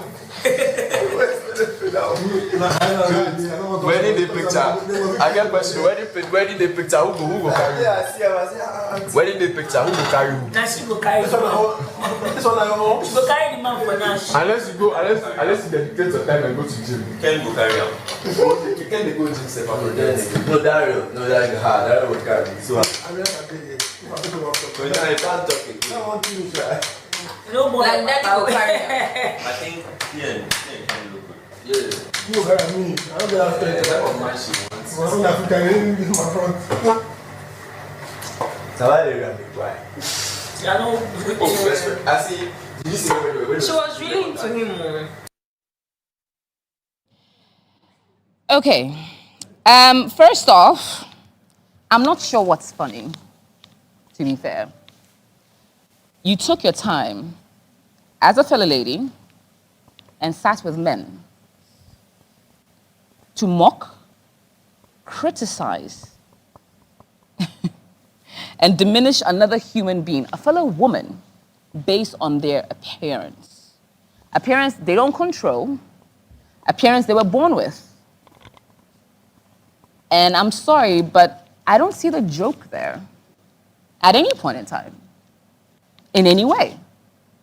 Because what we will not do on the show is to make someone else feel that their appearance is not enough or diminish their worth based on how they look.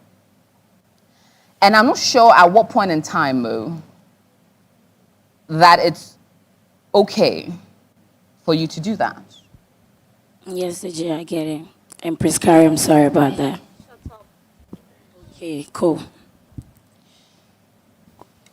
And coming to you, Eddie, and the gentlemen really that were laughing heartily about it.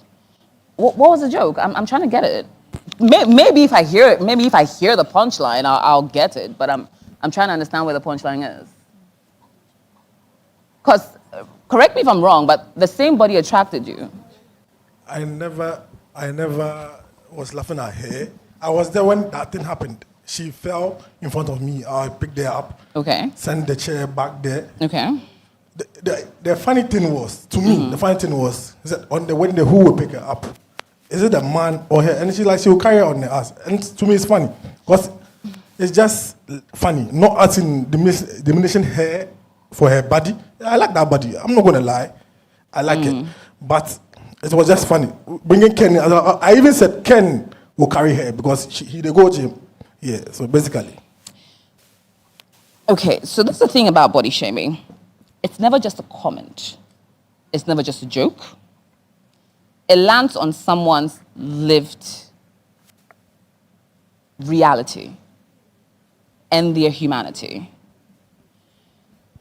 And for many people, especially people like me, who actually have a lot of curves that they need to love, that society perceives they might not be enough until they lose some weight or until they become a certain way. It feels like for gentlemen who should know better, you're playing into a stereotype that I honestly thought you were bigger than. and for all of you, especially the ones that were laughing heartily. AJ, can I come in, please? Go ahead, McDavid. Okay, so in the moment here, we all got carried away, and on behalf of the guys and myself, I'd like to apologize to Prince Carey because it all started from a broken chair that we found in a dining area that I didn't even know what happened to the chair, so I was trying to find out what happened to the chair, and that's what led to everybody. So it was shame the fat girl.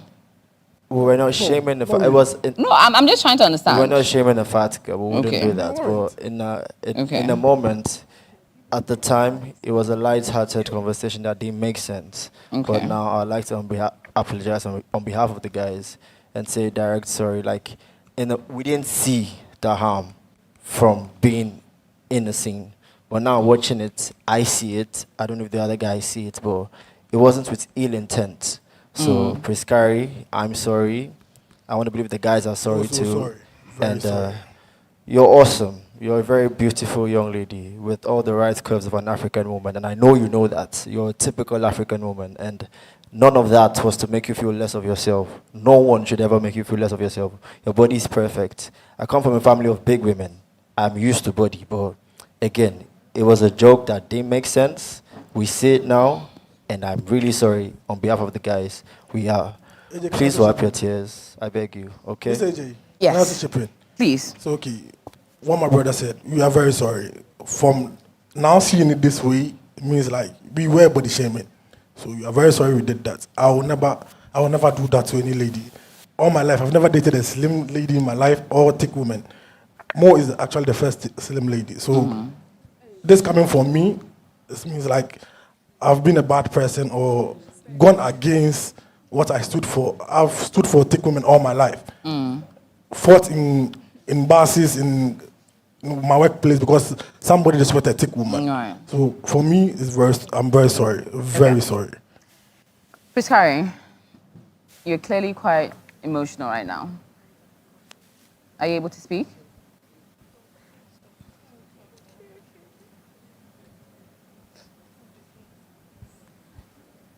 All right, Priscari. I would like to hear from you, if you're able to speak. This whole thing is just very disappointing.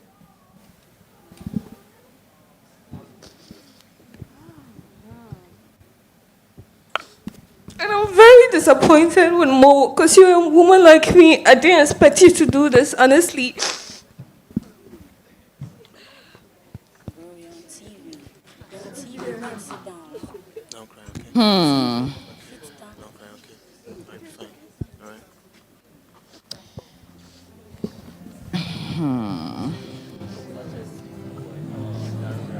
Sorry, Priscari. Okay.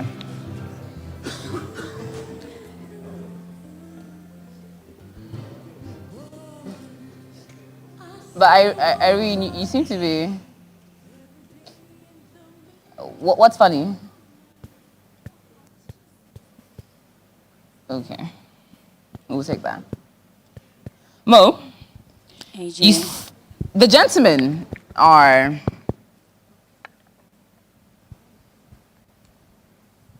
remorseful. Yep. You don't necessarily give me that vibe. Why? I am too. I just wanted everywhere to be calm so I could talk. Okay, you can speak. Yeah, so I'd say when the whole thing happened, she was right there. She actually fell from the chair. So it was like a funny moment. And then we were literally all just laughing. So at that moment, I didn't think deep about it. And then I didn't know it was like literally going to get to head like this. So I'd like to say that I am sorry and then it wouldn't happen again because you have a very beautiful body.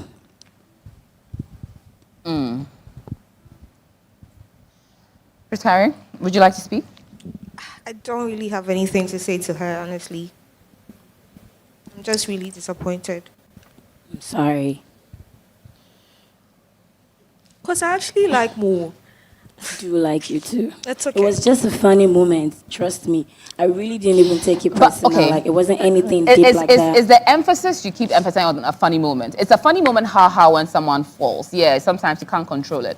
But what happened in that video was a thing where you brought that on the chopping board and now started to dissect her based on what you think would happen on her wedding day. That is two different scenarios. I'm sorry It about really is. So how it may have started as a ha-ha moment because someone fell, and you laugh and you move on. I mean, it's involuntary. Sometimes things happen, you burst out, you move on. But if you make it a chopping block matter with a bunch of other people, then it's not a funny thing. Then it's a deliberate thing to tear down the other person. And that's what I wanted to emphasize on, because in this house, we're all respectful of each other. We place people's we're a people-centered show. We have an amazing amount of people that are tuned in from all across the world. And a lot of them have body types and come in different shapes. And in our side of the world is something that a lot of people deal with. So people get triggered when they hear things like that. I got triggered when I saw something like that. But it's just a general thing where we can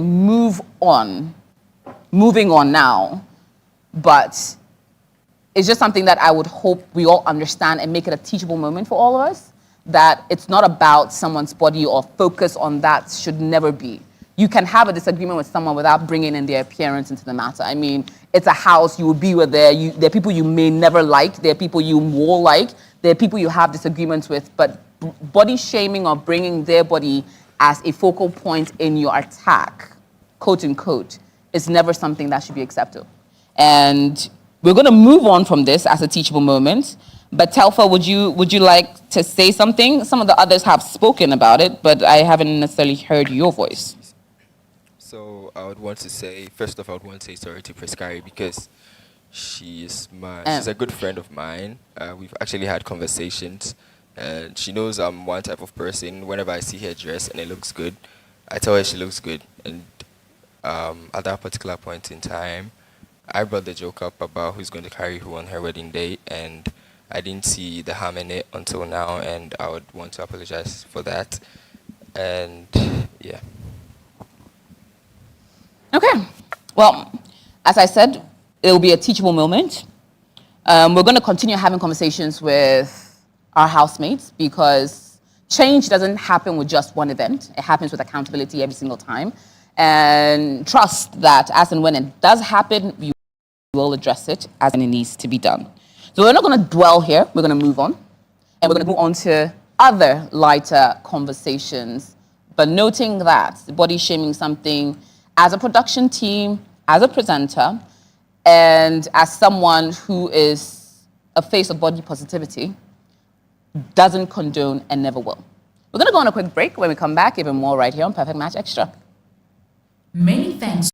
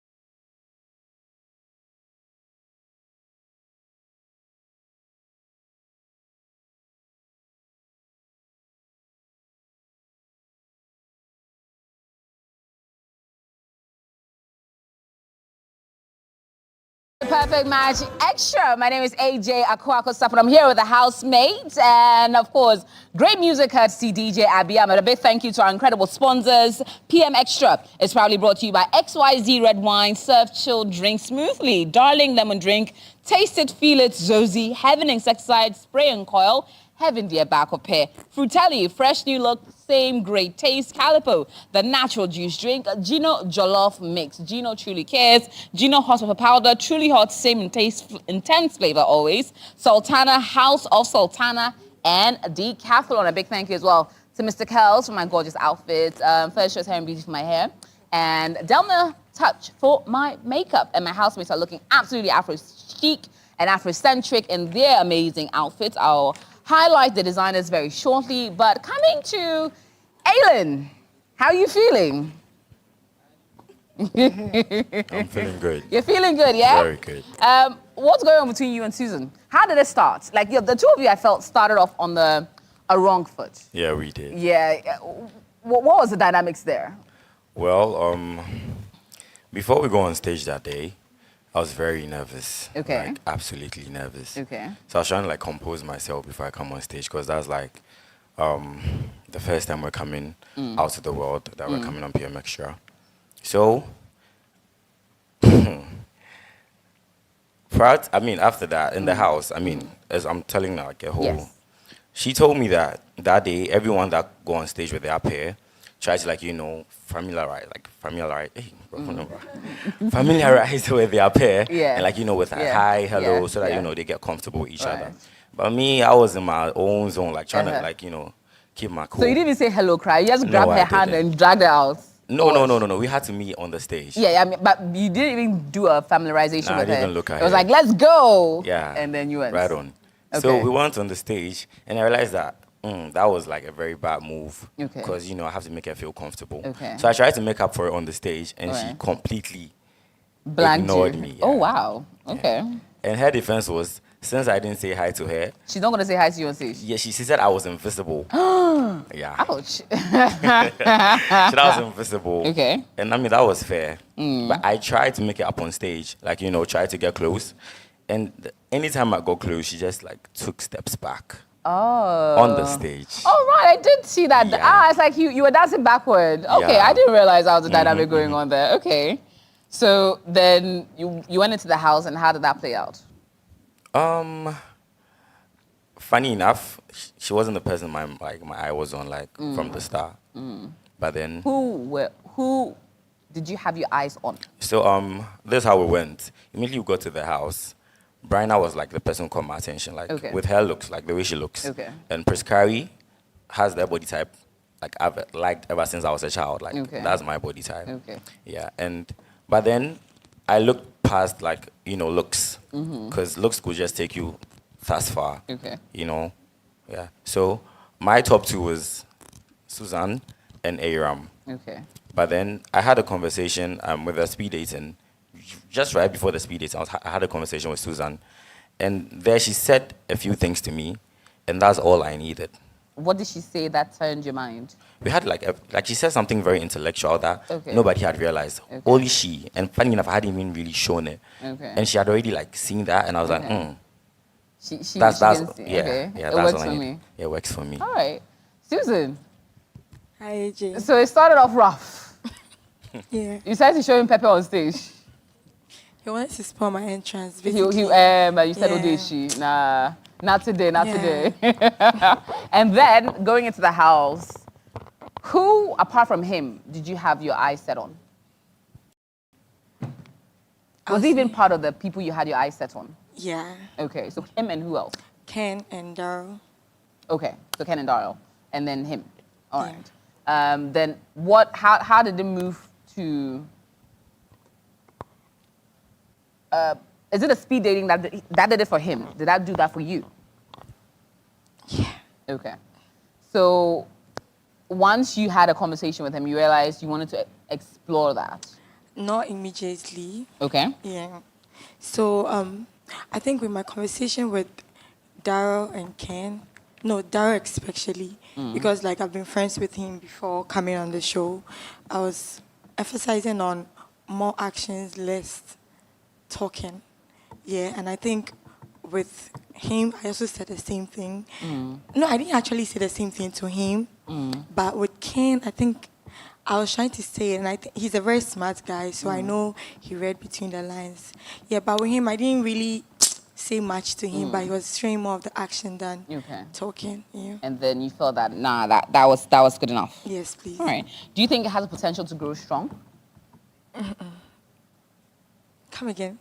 Do you think you and Ailen's dynamic has the potential to grow strong? Yes. I was a little scared for a second. I was like, what? Okay, just to clarify, yes. Yes, Okay, yes. all right. And do you think it has the potential to go strong? Definitely. All right. Are you locked in on your decision? Everyone can see it's obvious. So I'm very locked in. You're very locked in. Yeah. All right. Okay. Okay. All right. Bryna, he initially liked you. Did you consider that dynamic? Can I get a microphone for Bryna? Yes. Okay. Not really, because I think he told me, right? And then I was like, I'm not sure we can be together because we'll be arguing every single time. Why, the two of you don't get along? No, we do. But with the way he is, like, I feel like he's a bit rascal for my liking. A bit what? Like rascal, like a bit Okay. aggressive. Okay. All right. Let's take a look at this.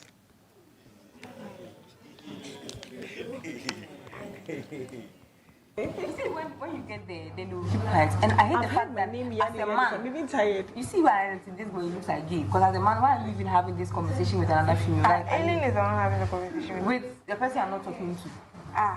Who are you not talking to? She knows now who I'm not talking to. The person that you and me Oh, are having. yeah. Una self, una get low IQ. I don't know how they play talk. Because we don't see anybody for this.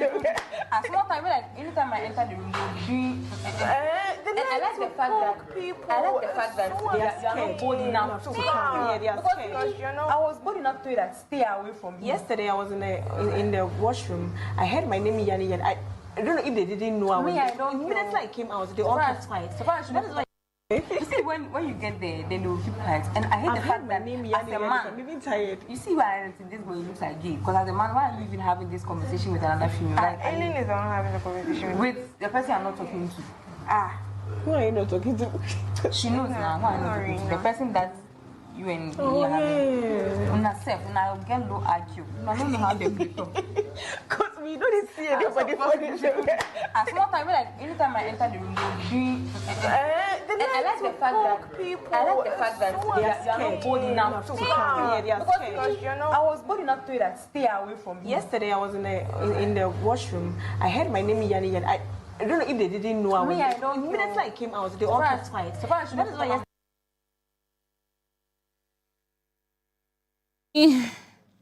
Bryna, Maureen, who and what was that conversation about?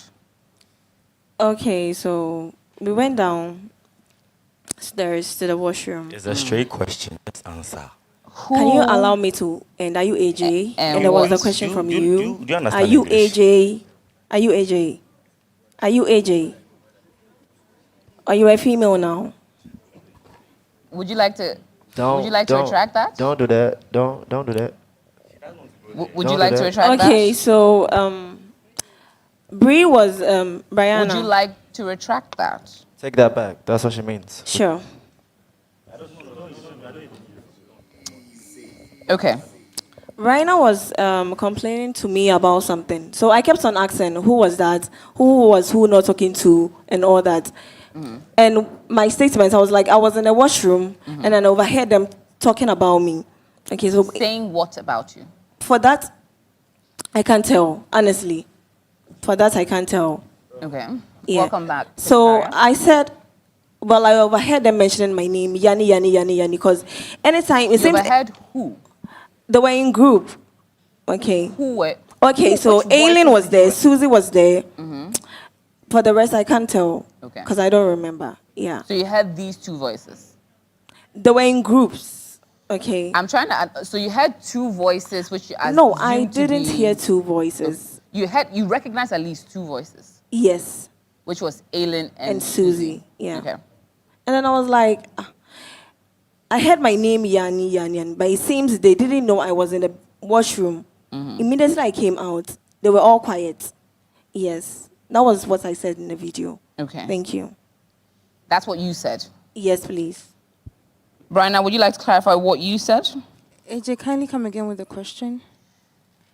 Yanni says that's what she said. So No, you said you asked the question. Okay. Yeah, Who was being referred to in that video, and what was that conversation about? Okay, so I was talking about Irene. I think Irene was having a conversation with Aileen in the living room. And it was about me, just because I think she claimed that I was her close friend or one of her closest friends. And then I get to find out that you're flirting with someone you already knew I was talking to. Now you later come to me. I didn't come to you. I didn't utter a word. I didn't ask you any question. You came to me and asked, Brianna, can we please have a conversation? I listened to you and you told me that, first of all, I'm sorry because I had a conversation with Telfa. Irene said she had a conversation with Telfa and Telfa told her that he liked me. And that she's sorry for crossing her boundaries or being flirty with someone that she knew I was talking to. And that she doesn't want to lose our friendship based off this. So she's going to keep her boundaries from Telfa. Okay. So now I have a conversation with Telfa, and Telfa told me he's going to keep his boundaries. And I also specifically told Telfa to keep his boundaries from Irene. Now I make that statement, and I don't know, you also reassured me that you're going to keep your boundaries. I didn't say you guys should stop talking, but now I actually don't want, I don't know, but I didn't say they should stop talking. I told them to keep their boundaries. All of a sudden, you keep saying that someone is being, after you told me be your close friends, all of a sudden, you're trying to be shady after apologizing, telling people that I'm insecure and that I am telling someone that I claim to be interested in me to stay away from you, and that if I am not insecure enough, why would I even say that? And that am I even certain that Telfa likes me? And that if it was her, she would have allowed her man to kiss other people. So she doesn't know why I am not allowing my man to kiss other people. So this conversation was had when? This conversation was had after, was it Friday? I don't really remember the day. So but who were having this conversation? Irene? Irene had that conversation apologizing to me. And but she later was that saying conversation, all I of think that? she was having that conversation with Aileen. Aileen, yeah, and then someone, but I really can't recall. Okay. So who brought you back this details? When I came to the living room, what I heard was, if it's my man, I'll allow my man to kiss anyone, yeah. But I don't know why some people do not want their men talking to other people if they are not insecure. Basically. So I'm trying to understand where a comment about someone's sexuality came into the conversation between you three. So I understand the background. I didn't mention anything related to his sexuality. We just watched the video. I said I don't know why a man would have a conversation with girls about this thing. I don't know. I think That's what there I might be said. some confusion. Let's play that video back. You see, when you get there, then they will keep quiet. And I hate the fact that as a man, I'm even tired. You see why this boy looks like gay? Because as a man, why are you even having this conversation with another female? Like, Aileen is the one having a conversation with the person I'm not talking to. You see, when you get there, then they will keep quiet. And I hate the fact that as a man, I'm even tired. You see why this boy looks like gay? Because as a man, why are you even having this conversation with another female? Like, Aileen is the one. I hate the fact that as a man, I'm even tired. You see why this boy looks like gay? Because as a man, why are you even having this conversation with another female? So at least what I gather from that is, as a man, that's why I think you see why I think he seems like a gay. Why, as a man, you'd have this conversation with a woman. From what I gather, it was two friends talking about someone's relationship dynamic. So how does it become, because he's speaking to his friend who's a female, he's gay? I'm trying, help me understand. Maureen, you were in the conversation. What went down? I was just listening. Because I didn't know who they were talking about. You didn't know I had who they to were talking about? Keep asking, who are you talking about? Who did you think they were speaking about? To be very honest, I didn't know. So I had to keep asking. At some point, you may have known. So when you found out, who did you find out that it was? Alien. Okay. And Brian, I need to understand.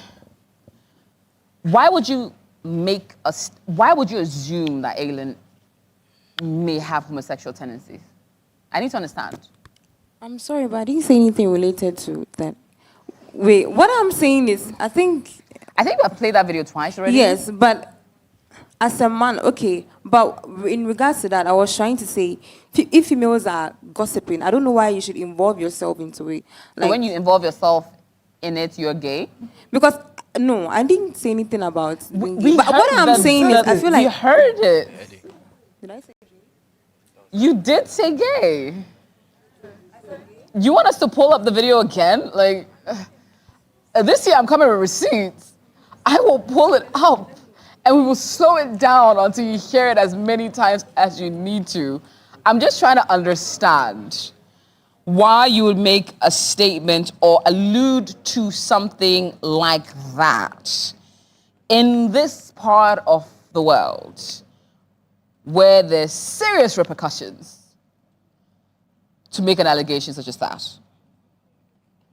Is there something, apart from his speaking to a woman on an issue that borders her relationship, is there any other, a relationship dynamic that involves you as well? Is there any other thing he's done that would make you, do you have any evidence to prove this? Is there any way in which, I'm just trying to understand. I don't have issues with Alien. I just had issue with the fact that I felt like I'm cool to him. I'm cool with him to the extent of him having a conversation with me if he heard something or he felt a bit or a type of way about certain things. But for me to feel like you go ahead having conversations with people that they claim that I was their close friend and also claimed whatever, and then you not saying anything to me made me feel a bit awkward. So I understand that, and I understand where you felt that, and you have a good relationship with Aylin. Yeah, we're cool. So you felt that Aylin should have, and at least prior till a few days ago, you also had a good relationship with Irene. You felt that the two of them were ganging up against you. Sort of. I understand that, and I'm in no way invalidating what you felt in that moment. But my thing is, and I say this because sometimes, in clarifying, just the same way with body shaming, I mean, Ghanaians are Ghanaians. I mean, we say things and we don't realize the implications of it. That's why I'm making this another teachable moment. That you cannot, especially in Ghana, especially in Africa, say it's either casually, in passing, as a joke, especially on national television, make or cast aspirations on someone's sexuality. And I get that you're trying to explain, but I don't see you owning up to it or apologizing. Would you, and I say would you, to all three of you, including you, Maureen, that heard it later, would you like to retract and apologize to him? Oh, yes, I will. Because honestly, I actually didn't think I actually said that. Probably was a slip or something. And Alien, I would like to... I find out debate. You see, we can apologize without digging a bigger hole for ourselves. Because, Alien, I'm very sorry for saying that. It's not going to happen again. First off, I'm very sorry. Okay. Yanni?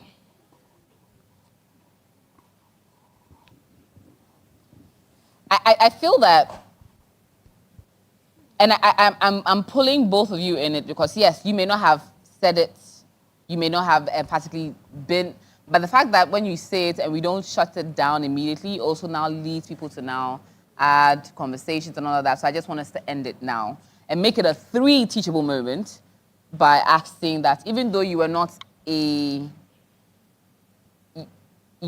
saying it, you were a willing participant. I cannot force you to apologize. But do you think you have anything to say?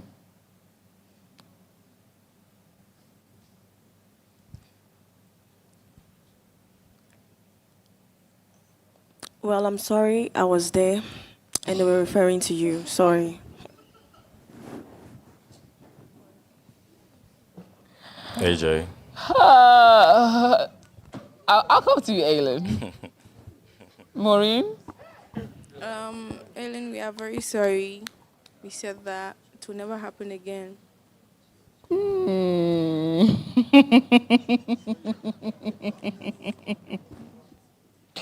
Aileen. AJ. How you? Okay. You've heard both video and the apology and the explanation that preceded it. What would you like to say? There are a lot of things I would like to say. But as my woman knows, talk is cheap. Actions will always speak. And before anything, Yanni has her own share of telling me I'm gay. Would you like to own up to that? Yes, I did say that yesterday. Yes. Yes. So explain yourself. How did you know? That's not in the video. It's a question to you. How No. did you know? How did I know? Because for me, I feel like you act like one. Acting like one. Yes, that's how I always feel. show your ass in my face. So if I'm gay, I always try to, you always try to you always what? show your ass in my face. Always try to what? Do you understand English? I don't. So explain further. Maybe Guys, maybe you can take me to school some other time. Yeah. Oh no, it would be a waste of time. Okay. So don't talk about it then. That was very difficult, huh? Yes, it was. Nigga, I told you to be nice. Very uncomfortable, huh?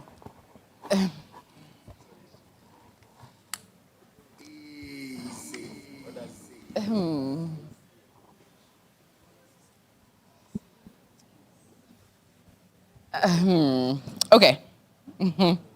There's clearly a bit more simmering under there than I expected, but today's turning out to be a teachable night. So moving on. Just as we don't place people's appearances on the chopping block as weapons, I would ask that we don't do that for sexuality either. It's easy sometimes to throw these aspirations around and cast doubt on people's sexuality. Let's not do that, especially on national TV, especially when in Ghana, it is not something that can just be said and walked away, but actually has legal repercussions. Please, moving forward, in the house or out of it, and even going to those that are tuned in right now, let's not do that. Kindly refrain from throwing anyone's sexuality into any sort of disrepute at any point in time. Let's focus on whatever issues we might have with the person without casting any other aspirations on them, what you assume to be their sexuality, their bodies, or any other thing that you find might be a low blow to throw. Okay. Aileen, did you accept any of the apologies?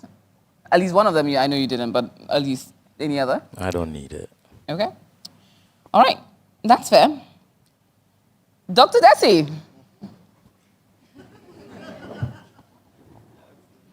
Hello, AJ. Oh, you thought I was going to forget about you? I would never. You and Nadia have been bonding quite a bit this week. Yes, AJ. But she feels you're not putting in too much effort. Why is that? So I think initially, Sunday when we spoke and we had a vibe and everything, and from Monday to maybe Wednesday, I wasn't really talking to her. Why? I don't know the particular reason, but within those days, like the connection, natural connection wasn't really there, and maybe we were pairing with other people. Like the vibe died off like within those few days, like after we spoke the first day and like we had the connection and everything. So then actually the vibe wasn't there, but I felt off about it, and maybe I misjudged how she expressed her feelings, like as in sometimes she's quiet and all those things. So I felt a little off about it. So later on, I realized that things were off between us, even though like we had told each other that we like each other and everything. Okay. So I spoke to her. I think we spoke, was it Wednesday evening? Yeah, then we tried to like understand each other, try to sort out things between us and like figure out how we are going to like make things better moving on. Then I think we are trying to do that currently. Okay. Yeah. Nadia, Yes, AJ. has it been resolved? Do you think that there's smooth sailing now? Well, I think he's putting in efforts now. Yeah, and I like it. And you like it. All right. Thank you. Desi, apart from Nadia, who else did you have your eyes set on? Currently, no one. No, prior to her. Prior, when we came to the house, I think the first day, maybe Aram. Yeah. Okay. All right. And why didn't you pursue that? I think we didn't get a chance to speak really, but after the speed dates, when I spoke to her, I didn't really feel like a natural connection between us. Like I felt it wasn't a natural like vibe between us. Yeah, though like we are friends and we are cool and everything. So I think it died off then. Then later I saw that she was torn between like maybe two guys or something. Mhm. Yeah, so like there was no connection afterwards. Mm. Aram?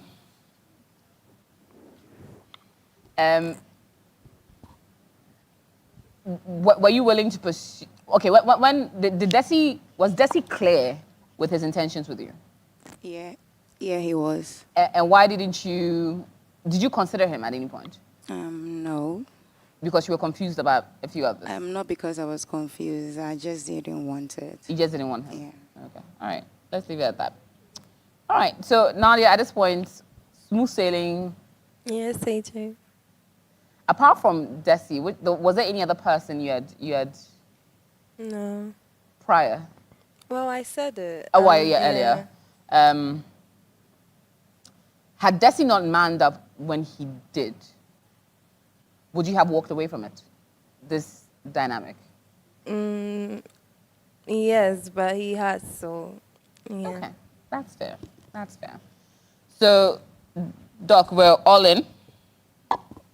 Very locked in currently. Okay, all right. Very locked in. Very locked in. Pania. Compra.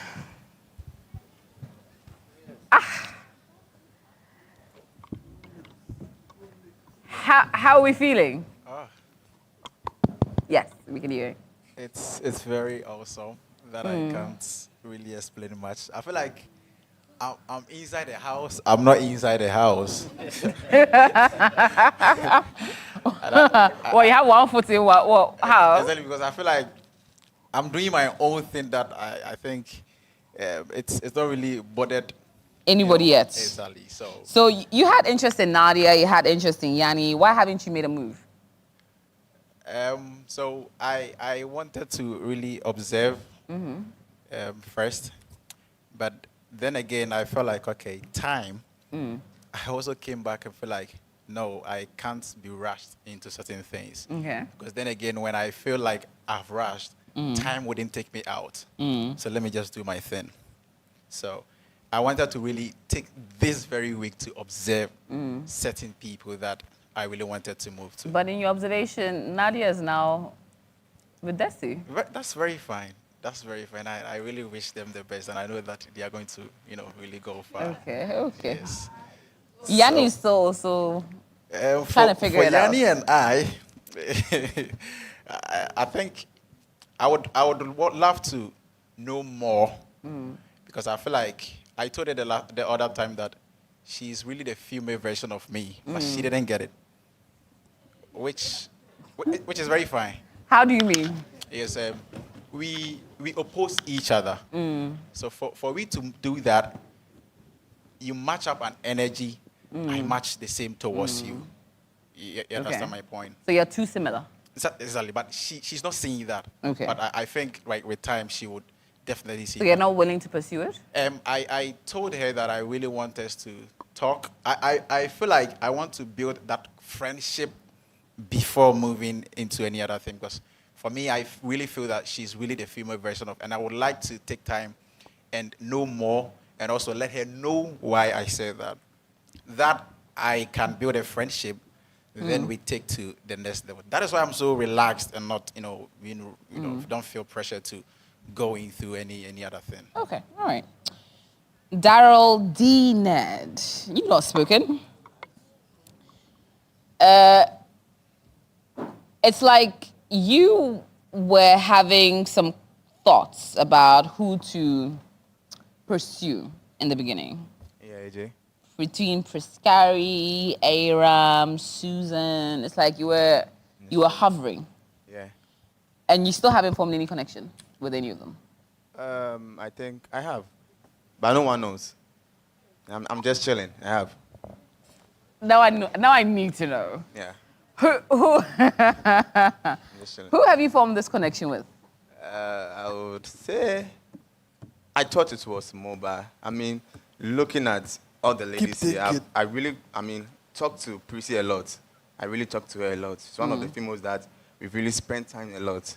So I feel like Prissy is the one that, I would want to go further and, build something with. Yeah, Okay. Priscari, yeah. Okay, all right. Priscari, is that what's happening? Yes, AJ. So you're actually having conversations with him? Yes, AJ. And you're willing to... Okay, I'll come back. But initially, it was Aram that was in the picture. Yeah, I had conversations with Aram, but she said one thing, that everything that I had for her just went. That's me. Okay, so what did she say? That she can marry an Ewe man. Oh, yeah. And you're also an Ewe, so I don't know why you said that. Now, I really need to understand that, Aram. I feel like it was a tactic to just get him off your back. AJ, no. It wasn't. Because how are you Ewe and say, I don't want to marry an Ewe? AJ, he just asked me straightforward, and I had to be honest. Because my reason... My reason was that my dad is Ewe, my mom is Ewe, and I don't want to be, I don't want to have kids that will be Ewes too. Like, I just want a mixture. Hey, voila. AJ. And AJ, he didn't go ahead to ask me because I found it funny at that moment. Okay. It was later that I heard the girls talking, and I felt bad that he said that was the reason why he was laid back, because I realized he went off all of a sudden. So I walked to him to have a conversation. And I explained to him that this is the reason why I said that. And I didn't think he was going to take it to heart. And I apologized. And I thought we were already cool. But with Daryl, I don't know, he's like this. Yeah, because I don't like wasting time. Yeah. Oh, Okay. please. So You're everywhere, once you bro. thought that she was being... Yeah. Okay, but Aram, you told someone that you feel Daryl talks too much. So I feel like that might have rather been the actual reason, and you just used the Ewe dynamic to just confuse AJ, no. confuse the mixture and say that at that point you've stopped it in the gap. No, AJ. Aileen is also Ewe. But I find him attractive. Okay. Yeah, that is it. It's not because of him being an Ewe or anything. I feel like, yes, he talks too much. Okay, he just talks too much. Yeah. But And that is not my reason. The thing is, I don't think I have a connection with him. And that's fine. And Yeah, that's good. I'm not here to waste time. I also have to move on. Why? Okay. I'm too cold. I can't just waste time. Okay.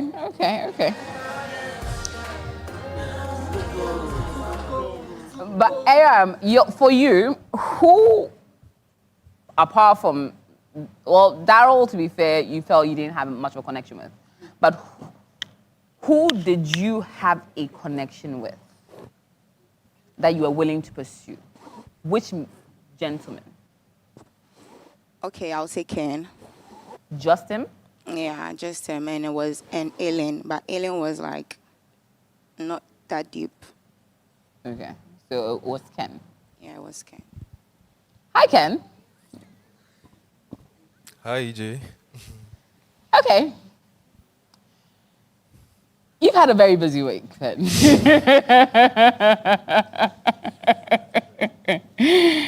You started off the week strong with Aram. You got close. You shared kisses. You started things out. Wait, is that new information?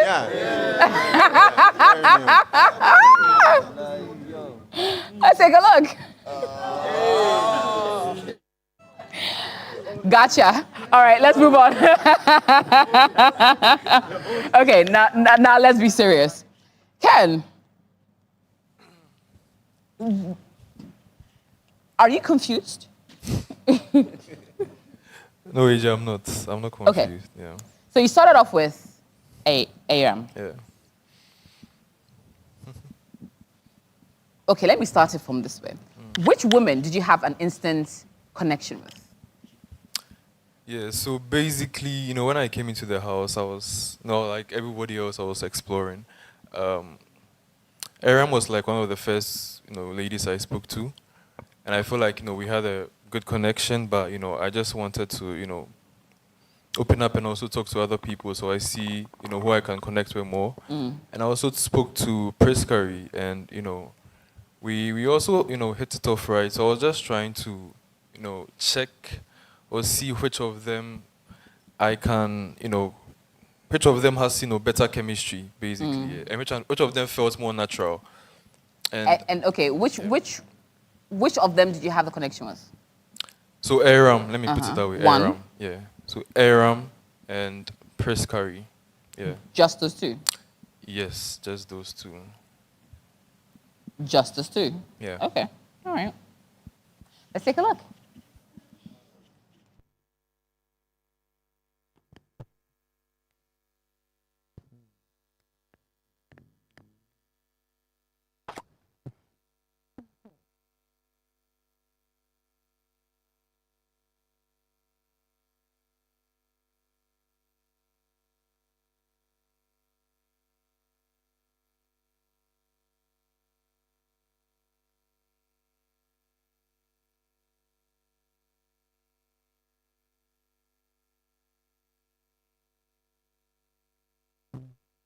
Who was that on the duvet? Oh, Aram. Oh, it's Aram. Yeah. Okay. Was this prior to Prescary or? Yeah, this was before Prescary. Okay. Yeah. So, what led to the switch? Like from Aram to Prescary. Prescary. Because clearly that's a good connection. Yeah, definitely. In fact, it was so good nobody else knew about those kisses. Yeah. With Prescary, like I said, I was there was a misunderstanding between Aram and I, and where she felt like it would be very uncomfortable for her to be in the same room with me. So, like I said, Prescary was also somebody I was trying to know. So I took some time off to also know her, and yeah, basically that was what happened. I'm trying to understand what led to the breakdown there. Okay, so Aram kissed Telfa. Yes, Aram kissed Telfa sometime. I don't remember when exactly, but they were playing some games and Aram kissed Telfa, and yeah, I felt like it was something I didn't want. So yeah. Okay. So that's what led to you deciding to not pursue Aram again and switch allegiance. Yeah, so like I just wanted time to, to process it. To process the whole thing, Okay. basically. Yeah, I just wanted time to process the whole thing. And so in processing it, you decided to let Presca help you process it. Yeah, let me just say, yeah, just All right. take some time. I'll come to Prescary now. Prescary. Hi, AJ. So you and Ken, Yeah. was he someone you found attractive when you came into the house? I was just talking to the guys to see who I'd find a connection with, honestly. I'm not really like the physical type of person, so. You just wanted to speak and then... Yes. So in speaking to him, you found a connection with him? Kind of, yeah. Yeah. But prior to that, you knew he and Aram were starting a thing? Not necessarily. They were. They were talking. Yeah. In the talking stages. Yeah. Okay. And you basically got him in a little trouble by telling him you weren't comfortable with Aram in the room. Yeah. And he basically prioritized you in that point. Yeah. Because you thought you were with him. Yes. So you were a thing. Yes, kind of, yeah. Ken. Were you a thing with Priscari at a point? So like I said, I feel like we're just getting to know each other more during that period. Yes, but So that was getting to know each other? Okay. I mean, for you to have... I'm not sure if the kiss with Telfa had anything to do with how you reacted, but it felt as if you had made a point. You had drawn the line in the sand at some point and said, okay, Aram out, Priscari in. At least that's how it seemed like for me observing. So, that's not what it That was. wasn't it. No, that was not what it was. You put her on ice, and you put her in heat. I mean, you turn up the heat with you and Priscari. Yeah, so like I said, you were, during that period, we were still trying to, get to know each other more. Get to know each other. Exactly. So All right. Did you feel like it was a Priscari? Did you feel like it was a getting to know phase, or it had been a decided phase? It had been a decided phase, actually. So he gave you assurances that you were the one that he was with? Yes, he did. Ken, do you feel you gave her assurances that she was the one you're going to be with? I did tell her that I want us to see if, the connection is very natural and like, nothing is forced. So I feel like, during that whole process, we were still getting to know each other and, So you feel you didn't give her straight assurances? No, I didn't. Huh. Okay. Aram. Yes, AJ.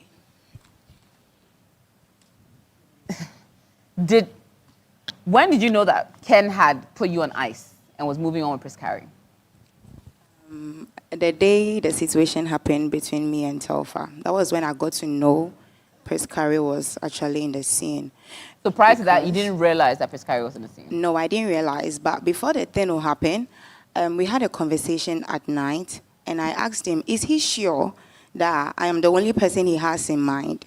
And he says he had Priscari too in mind, but the connection was stronger with you. Yeah, with me than her. That is why he chose me. And immediately the thing happened with Telfa. Like, the switch was so fast. I was like... Your head was spinning. Yeah, I was like, I know I messed up. And then when the thing happened immediately, I ran to him because, like, I felt guilty to tell him, like, what had happened. And then he was asleep. But he took me to the gym, and then, like, I'm back, and then he's already with her. Oh, wow. Yeah, and I was surprised. I was like, imagine. What's happening? Now, what happened between you and Telfa? Okay. Break it down for me like I'm 5. Okay. So before that, Ken, Mo, and Irene was in the dining room. We had some drinks because that day I was like, I want to take something. It's been a long time, so I want to take something. And I mixed like some cocktails. Yeah. And I was sitting with Ken, and we were drinking whilst I was talking to my friends too. Yeah. And it was a good time then. And he was like, we should like go sleep. And I was like, oh, like my friends were like, they want to chit chat, so I'm gonna go take you to the room and then come stay back. with your friends. Yeah. And coming back, I realized Telfa, Brianna, and Desmond were there. Okay. What's happening? They were playing a game, and I was like, let's make it fun. Let's play. And I joined in. Okay. Who dared who? There were some dares. Okay. And it got to Brianna's turn, and she dared her man to kiss me. Right. So I was sitting on my place. Quietly? Yeah. And AJ, I was drunk. Of course. Yeah. You drunk something. And he moved to me, like, and I got up, and we shared a kiss. Okay. And then when it happened, I was like, oh, like, what You did messed I, up. yeah, what did I just do? And I was like, no, I need to tell Ken, I need to tell Ken. And they were like, no, don't go. Like, it's just a game. I'm like, just a bro, game. it's between you and like, your game, and it's between me and him. So, like, let me go talk to him. So I ran to Ken whilst he was asleep and narrating whatever that had happened. And I was like, oh, it's fine. I shouldn't worry about that. He knows it's a game. And Brianna came there, and she was like, Aram, you shouldn't have told him. I was like, no, like, you can't tell Full me. disclosure, you want to tell your man. I mean, yeah. your budding man. Right. Yeah. And I was like, no, I think the best thing to do is to tell him, because no matter what you do, the word is going to go around, and I don't want to be found like wanting. So I just had to do the do, and then we went to the gym, and then he was like, oh, we should have a conversation. And then he told me he doesn't think. First, he was like, my personality. I was like, what has happened to like my personality? Because you haven't changed. No. I'm just being myself in here. Yeah. And he changed it again, and he was like, oh. You can't get over the kiss. Yeah, whatever that happened between me and Telfa was personal, and like, he can't do it. I'm like, are you like for real? I know I made a mistake. I've taken accountability for what I did, and I have apologized. So like, why don't you like give me a chance or anything? But he said no, and he was like serious with that. I'm not the type to like keep on begging. I just have to, because I was like, oh. They said, you know what? Yeah, if there's anything, like, I apologize. I accepted my mistake, and I told myself never to like repeat that again. And after that, I saw him with Prince Carrie everywhere. And that was it? Yeah, that was it. Because when he told me he was going to, like, we had a discussion, and I told him if there's anyone he wants to, like, have a conversation with to find out the real truth, it should be Desmond. Because he was sober then. And then, I don't know, he told me after the conversation answer. He's going to give me the final answer. And then that was basically how it yeah. turned. All right, but Priscilla, you wanted to say something? The thing is, it wasn't necessarily even because of the kiss, because before the kiss happened, I'd already had a conversation with Ken. And he had told me he was going to tell, what's her name, Aram, that... he wants to pursue something with you? Yes. Oh, wow. Before the kiss happened. Oh, wow. Yes. Ken, you've been saying a lot of things to different people. Okay, so he had spoken to you before the kiss. Before the kiss. And said he's feeling you. Yes. And he's going to put it to Aram. Yes. Ken, can you confirm or deny that conversation happened? Or you can't remember? Honestly, I can't remember. You can't remember? Yeah. Hey. So you honestly cannot remember Honestly, that this conversation happened? Yeah. All right. Let me come to Bryna. You did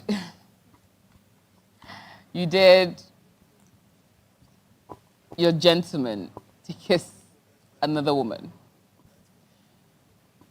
Were you hoping he would not do it? Yes. How did you react when he did do it? I left like... The whole setting. So wait, you were testing him and he failed? Yes, I did. Wait, so this is someone who's already kissed someone before.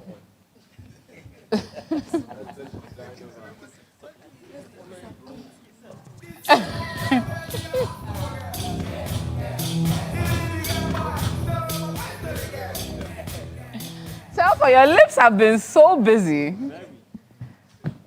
Any more kisses we need to know about? No, please.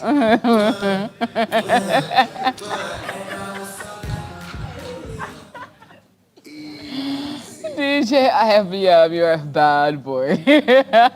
Anywho, because at least allegedly, and I would like Irene to confirm, how many times did you guys kiss?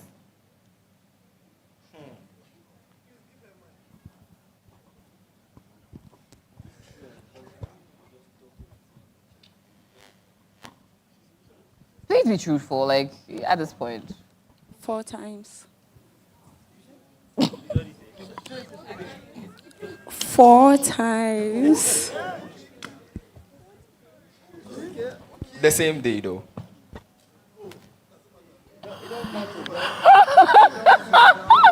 I need to clear that, like, so I wouldn't be like, you get me, because my own niggas. I'm sorry, wait. I didn't expect that. I mean, we've heard Irene say that. 4 times in one day. Yes, please. So as in different places that day? Yes. So it was like, oh, we've done it once. Let's.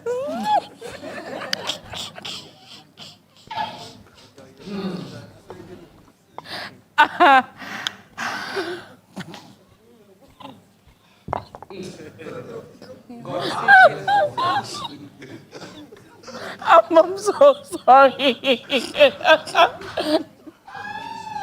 Because I honestly think that you guys kissed 4 times, but you told your partners it was once. I didn't tell her it was once. I told her we kissed, but I didn't like tell her. I actually wanted to open up to her. Okay, all right. Sorry. I apologize for that. Bryna, did you know how many times they kissed?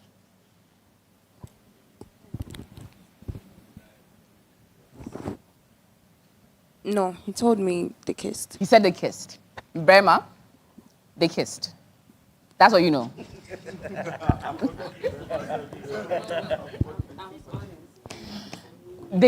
All they told you is that they kissed. They kissed.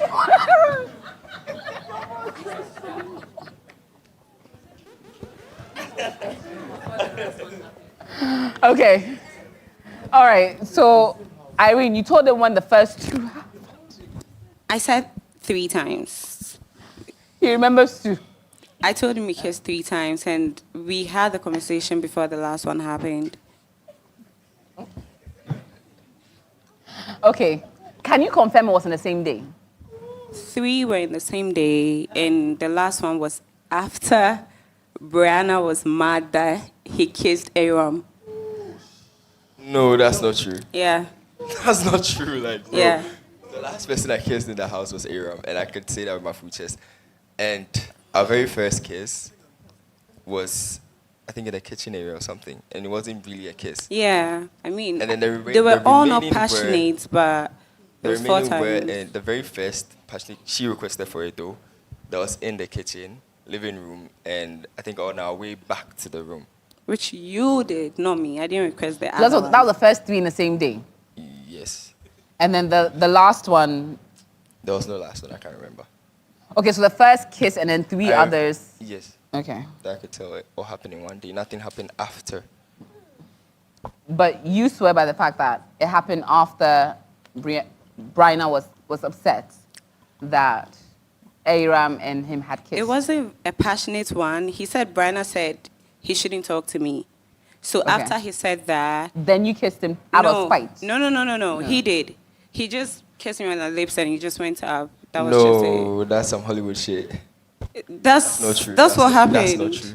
I wouldn't I lie never about came to it. tell you, Brenna told me not to talk You to you. did. Really? So how did I hear that he said you shouldn't talk to Come on. She said you shouldn't talk We to were me. we were being paired, and then we actually had a conversation. She was like, I shouldn't like talk to her, and then she was also having her own like roller coaster with Berima. So on that day, we didn't even have our own like our pair. I didn't go close to her. She didn't come. I went to her to ask her, is she ready to like have a pair so that we didn't get punished and all that. And she was like, she just wants to be alone. I was like, okay, cool. Okay. I went to my room. I took a nap. I slept throughout the whole evening and all that. And the very next day in the morning, I realized I was also paired with Aram. And I also didn't also like go to her to pair with her because I made up an excuse that I was having a headache, but like just like until now she thought I had a headache, but I was just trying not to be in that same space because then Bree had already told me to stay away from that. Yeah. So okay. At this point in time, I would assume that before the Aram kiss happened, Bryna now knew about you and Irene. So she did the dare in the hopes that you would not, especially in front of her, kiss someone else? No, so then she didn't know. I actually told her there was nothing, we didn't have any, argument at that time, but I felt like, I really wanted to take it to the next level with her, like Oh, so you reassure confessed her. after Yes, she got so upset? I wanted to be real with her, and then because I feel like if I want to build a relationship, I should build on trust. She should know Okay. everything I did, and then. But okay. So I then. Understandable. But in being honest, you only. I told her we kissed, but I Uh-huh. didn't tell her we kissed a couple of times, Okay. and I even forgot about the handshake and everything. So I Okay. left all that Okay. out, but I told her we kissed. Brenna, does knowing the amount of time they kissed change anything for you? No. Still locked in? Okay.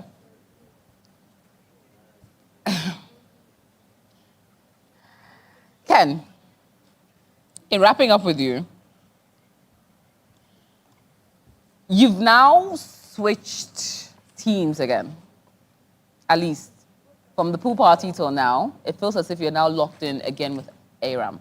What changed? Okay, so even before I even get into that, let me just say this. Like I remember what I said. Yeah, that's that time ago. So I think I said, I made Prescaria know that, I'm also seeing Aram, and that, but I want us to see how things go with her as well. So I was just trying to get to know her better, see if there's a connection and, things like that. So basically that's what I said that period, yes. But, I was not like, we should like be a thing for like the rest of But the then show. you now, after you felt some way about the Telfa kiss, Yeah. you now made a conscious decision to be with Prescari. Yeah, but What changed? So so during that period of us trying to connect, I realized that the chemistry just wasn't there. It's not, I just realized the chemistry really wasn't there. So, I felt like no, it can't work out. So yeah, basically that was the reason why. Do you think in hindsight you could have found a better way of ending things with Prescari before going in for Aram again? Yeah, for sure. I feel like I should have spoke to her about it, but I did apologize and talk to her, but that was like after. So I feel like I should have spoke to her about it and told her that I feel like things between us are not like so good. The chemistry is not really there, so let's end things there and then. But yeah, it's Fair just enough. what it is. Prescari, Yes, AJ. how did it feel seeing someone you thought you were with quickly move on to someone else? Well, it was a bit disappointing because I didn't see that coming, honestly. Do you think it you were was so very locked in fast. with him? Kind of. It just happened. Like, we literally went to the pool party together, we danced, and then all of a sudden, it was just like, so yeah, it was like really disappointing. And, well, he apologized, so it is what it is. Have you moved past it? Of course, yeah, AJ. Aram, what was said that sort of sparked things up again? AJ, before we went to the pool party, we had our last pair by Big Mama, and it was Ken and I, and we were not cool then, but I don't know, like with Ken, I don't know whether he wanted to let me go and not let me go, because once in a while he's like, Aram, I'm going to Ion. Can you go with me? I was like, oh no, I have my child. Take this. Ion it for me. And after we had our first performance on stage, then he was like, oh, I look good. I was like, don't talk to me. And he moved forward to me and he was like, why? Don't you, like, are you for real? Don't you want me to talk to you anymore? And I'm like, yeah. And he asked again and I was quiet about it. And he was like, either ways, that's going to be an answer. But he didn't stop there. He still wanted to talk to me like normal. He just wanted us to be friends. But going to the pool party, because we were paired together, we were dancing together because the mama asked us to like actually bond. And I think it like happened again because it's not, though I was like, it did tear my eye top, but something just yeah, passed. and then I don't find anybody like attractive at this moment. As much as you find Ken. Yeah. Okay. So, we had a few conversations, and I was like, you would have to speak to Prince Carrie, because you can't keep confusing us. You have to like tell us what's there. And at this moment, I don't think I can trust him like 100%. So I've told him to like actually put in more effort and prove to me that like it's me he wants before I can tell him like 100%. Ken, are you willing to do the work? Oh yeah, 100%. So you're locked in with Aaron? Yeah, I'm locked in with completely. 100%. All right. Okay. We like that.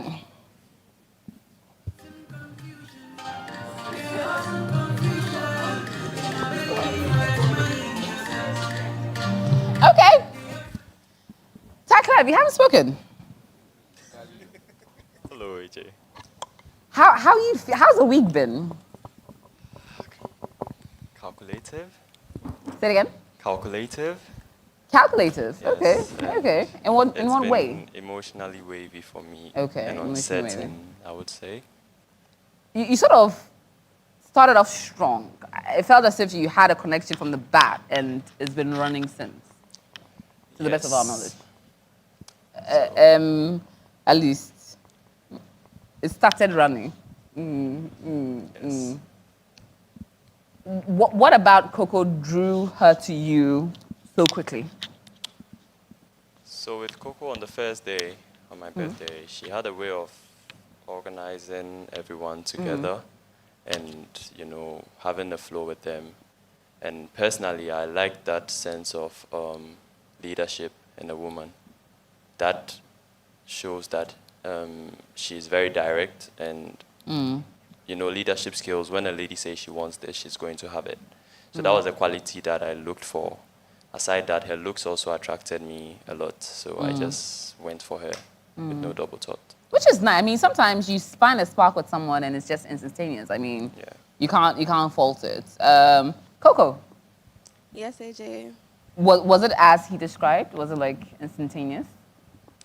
Yes, but like at the beginning, I didn't really. I think I got angry at him the first time I saw him because we're having like a discussion about our rooms. Yes, so like he got me pissed at a point, and then like he gave me a nickname. So I was like, okay. Yeah, but I really like enjoyed his conversation when we had like a conversation on the couch. Like I just love the way he talks to me, and yeah. In the beginning, there was a conversation had that felt as if you were still trying to figure it out while Tycleb was more into it? No, I actually found him, I find him really attractive, but yeah, we're meant to talk to everybody, but I've not really spoken to everybody, but I didn't find anyone attractive as I found him attractive. So when he spoke to me, I was like, okay, I'm going to be here because he ticks every box, so I'm good.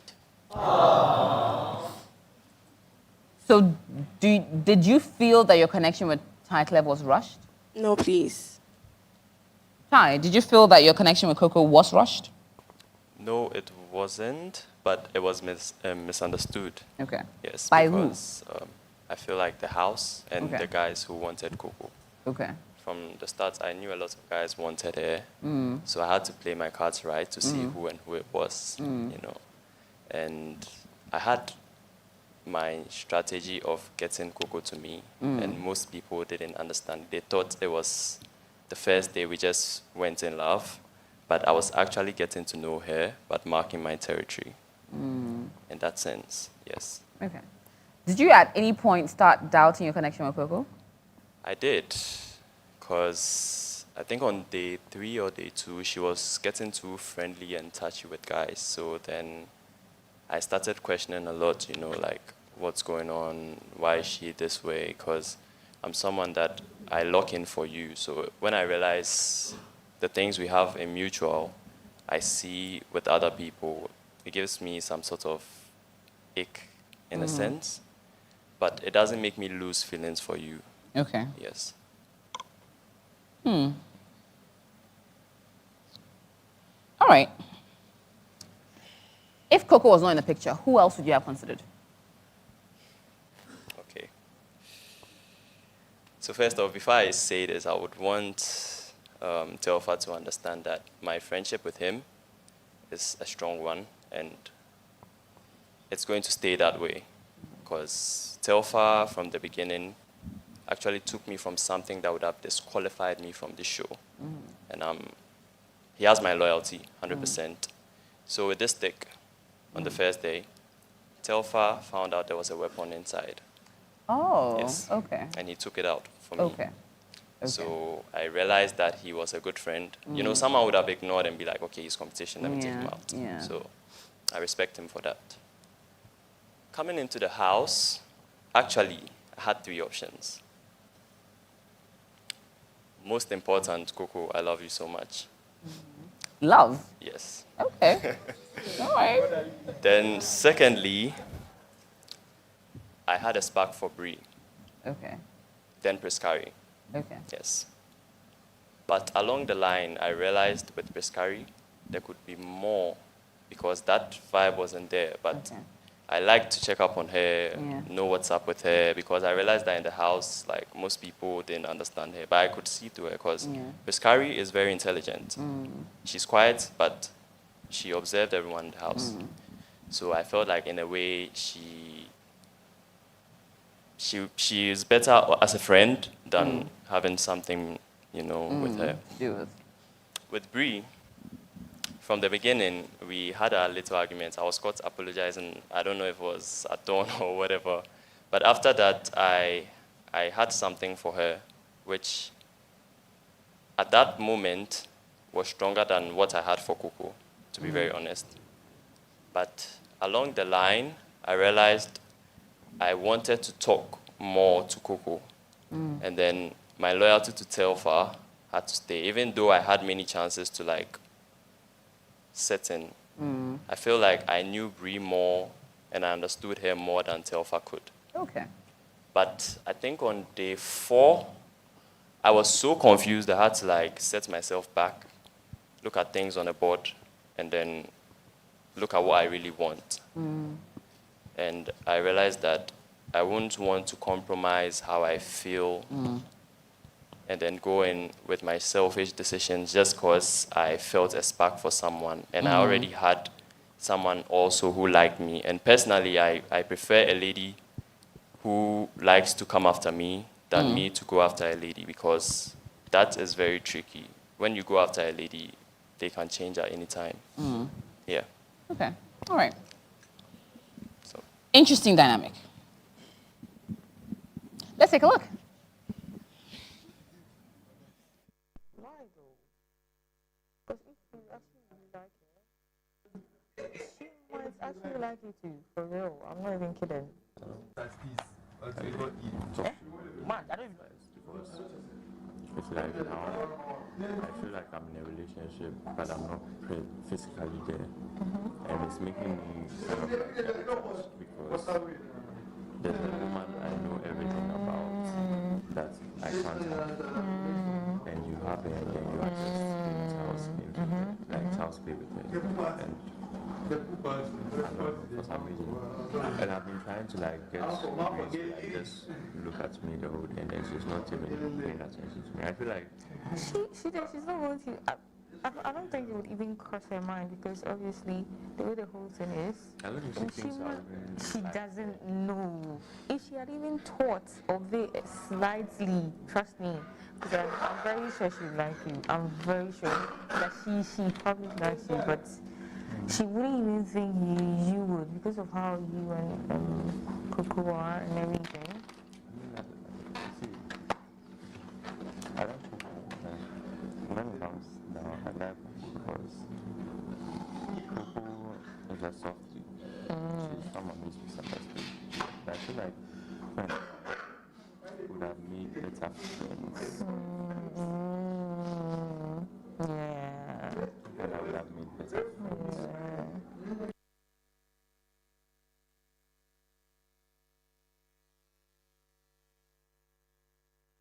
Okay, so we're going to play that back with better sound, but I wanted to understand the context of that conversation.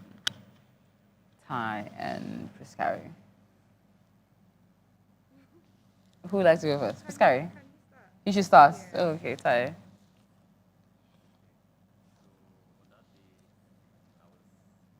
I think we can't hear you.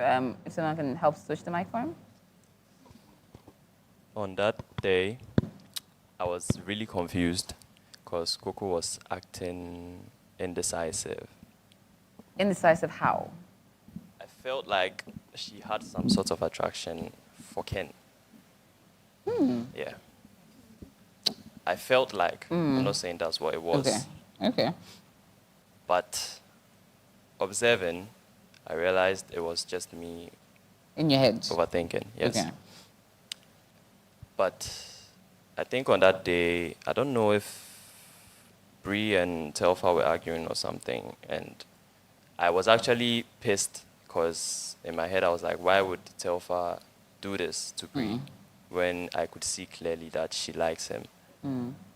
And I felt like if I was in that space and time, I wouldn't treat her that way, to be very honest. You wouldn't have treated so Bree that way? Yes. So I was so confused, I had to rush to Prissy because she's my go-to when I'm confused. Please bring the microphone closer to your mouth. When I'm confused, Prissy is my go-to. You know? So I called Prissy and I told her, currently, I feel like I'm more into Bree because Coco doesn't really know how to talk to me. And before Bree and I stopped talking because of Telfa, anytime I spoke to Bree, I realized that I felt okay. But when I had a conversation with Coco, I was like, what is she trying to say? Like, I don't get a point. Like, it's like she keeps going around the issues. Yes. And personally, I'm someone who gets attracted to how you think.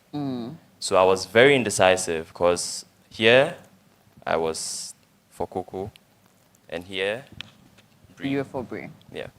So I had to like think things through, but I just needed help. So I went to Prissy and I was like, yo, what do you think? And Prissy was telling me if I want it, I should go for it. Then I was like, going for it will be selfish because I know that my brother likes her, even though he was indecisive from the beginning. I know him and I know how he thinks and I know how to talk him out of things.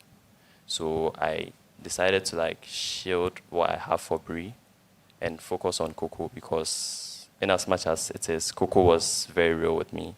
Okay. So the conversation, that was what came out from the conversation, but that was like a brief of what. Okay, Priscari, you.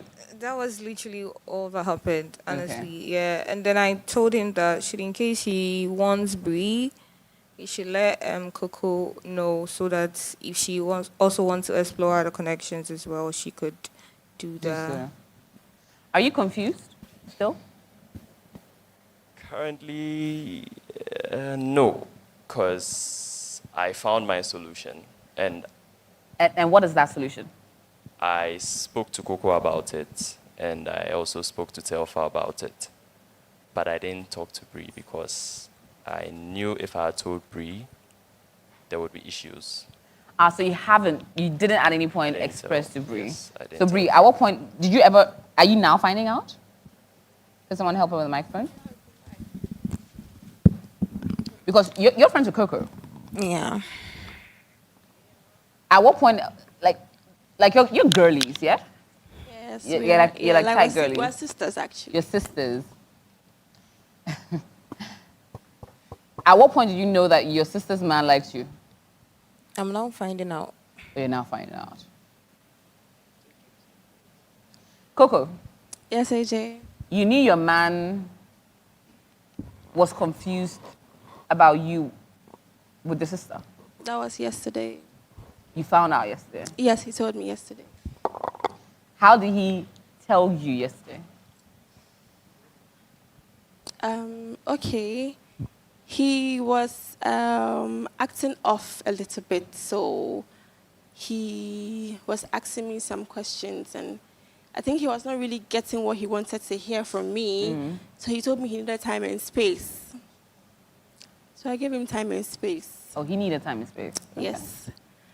So I think I just wanted him to clarify stuff with me. So we spoke in the kitchen, and he told me, like, I heard something from someone saying, like, he was liking Priscari. So I confronted him that, and he said he doesn't like Prissy. So the person he actually liked at first was Bree, but he was confused. He didn't want to, like, hurt anyone's feelings, and he didn't want to, like, be selfish and all. So yeah, he told me yesterday, and, like, I just had to go think about it, and, like, How did you feel when you heard it? I actually walked away because I was trying to process everything. So I went to the room, and I was, like, trying to, like, process everything. I actually didn't tell anybody because literally I would have come to tell Mo. So I just wanted to process everything myself. Like, okay, it's actually a house full of different people. And I think he was overthinking a lot of things because he told me I was treating other guys the way I treated him. But that was a lie. That's, like, a very big lie. And I don't know how Ken came into the picture, and I just don't know. So yeah, I just had to, like, put a lot of things into consideration because we are 10 lovely ladies here, and Bree is so beautiful. I love her so much, and I didn't blame him at all. Like, I don't blame. I didn't find it at first. I found it so triggering, but, like, I was like, nah, Bree is pretty. Like, yeah. So it was good.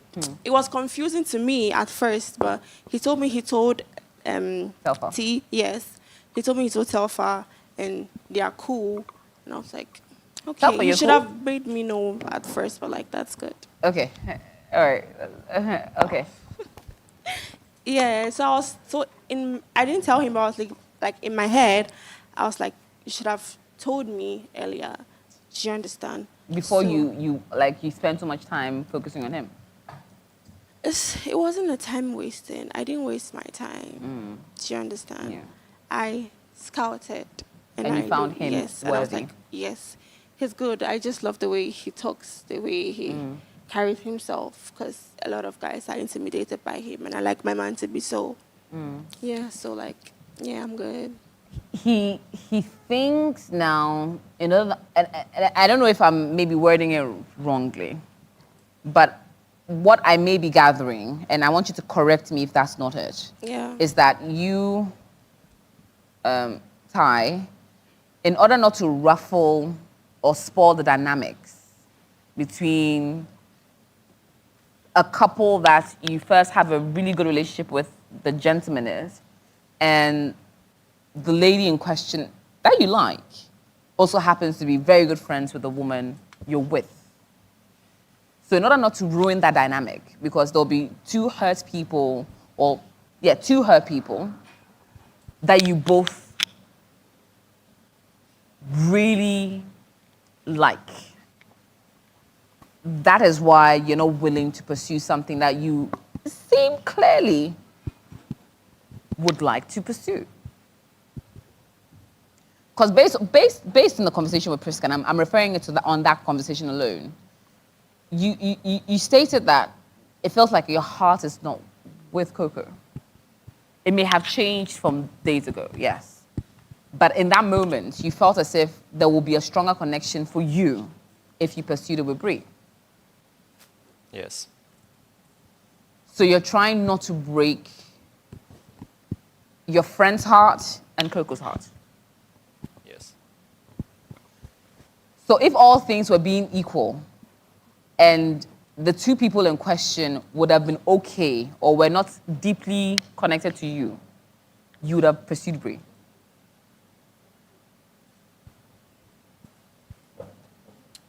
Currently, I'm into Coco a lot. And that's not in doubt. The question is, if all things were equal and these two people were not so close to you or you didn't care so deeply for them, you would have pursued Brie. Yes. Okay.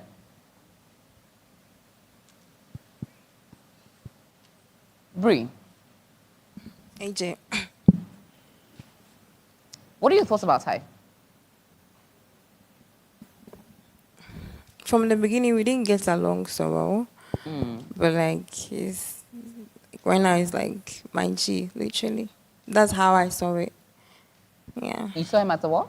Like my good Oh, friend, your like G. my Okay, G, okay, like right, my right, right. person. Okay. That if there is anything, I You go can to go to him. him. Yeah, he's literally. Anytime I have an issue, I feel any type of way. I think he's the first person that comes to mind to have a conversation with. Had he declared his interest early, would he have been considered?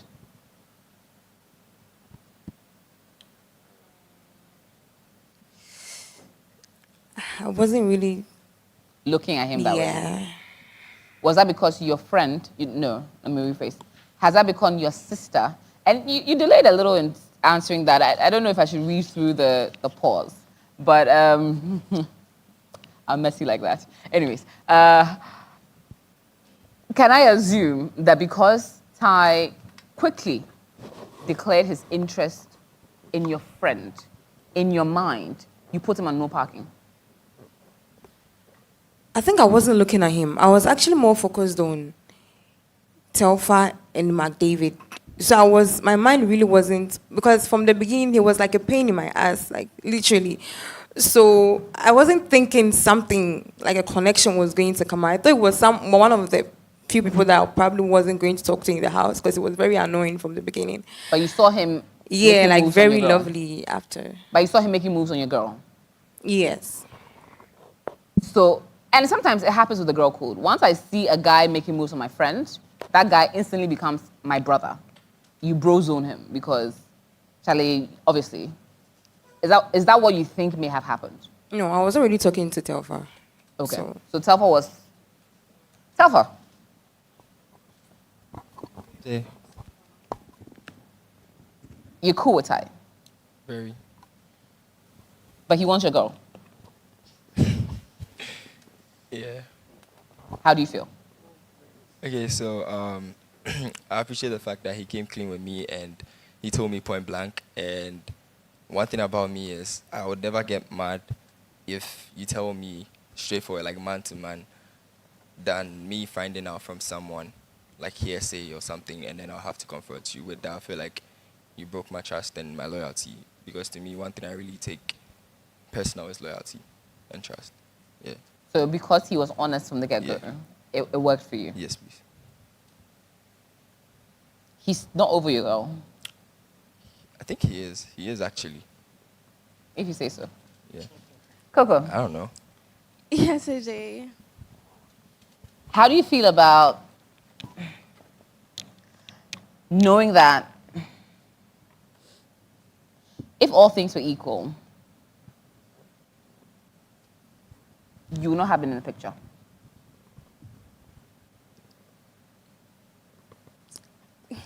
Please come again. I'm not here speaking loud.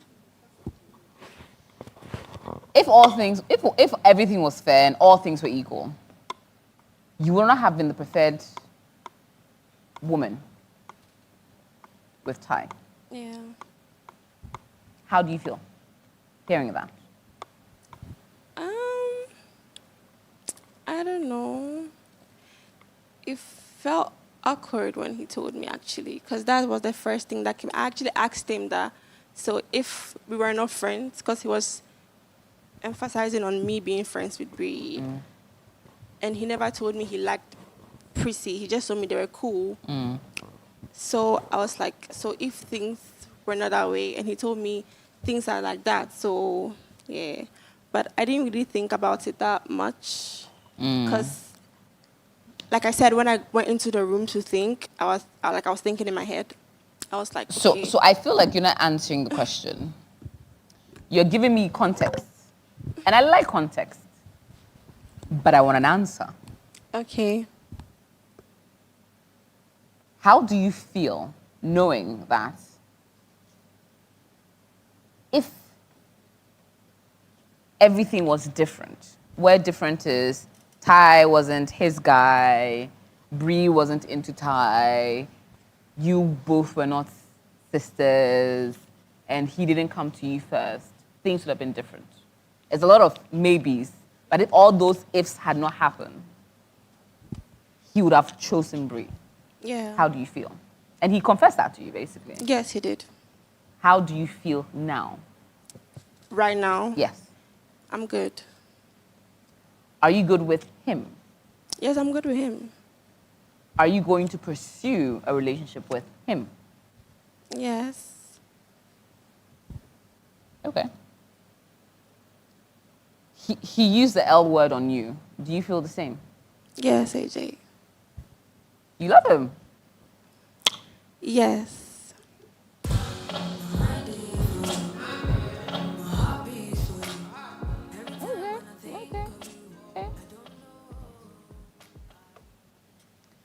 Will this affect your dynamic with Brie? Never. Okay. Well, are you locked in now, Ty? Yes, AJ. Okay. Well, I wish you both well.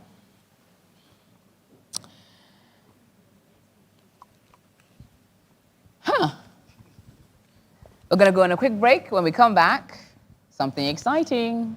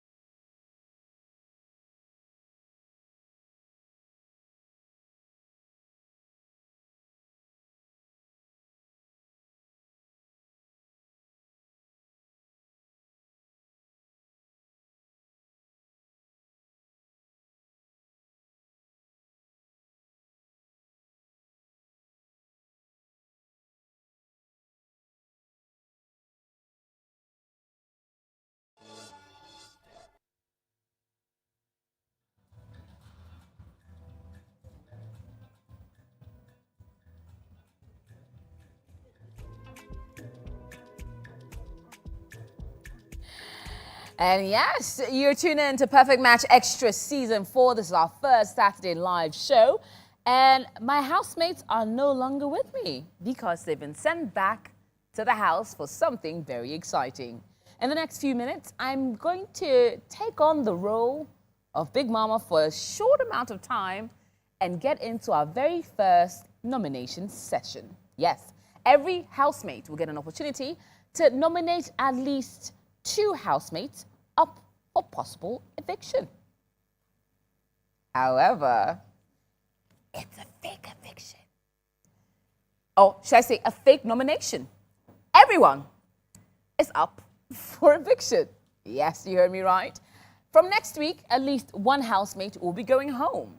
But tonight, we're going to give our housemates the illusion that they are in control by giving them a chance to nominate 2 housemates up for possible eviction. But again, it's a fake nomination. We just want to see where their mind's at. If they had the magic power to let someone go, which 2 will it be? However, the power lies truly in your hands. You get to decide out of our incredible housemates who goes and who stays. Tomorrow, starting off officially, you can vote for any of our housemates to stay in the house. The one with the least votes, come next week, will be going home. Who that person will be? Well, we'll find out. Let's go into Big Mama's house and do our first ever nomination session.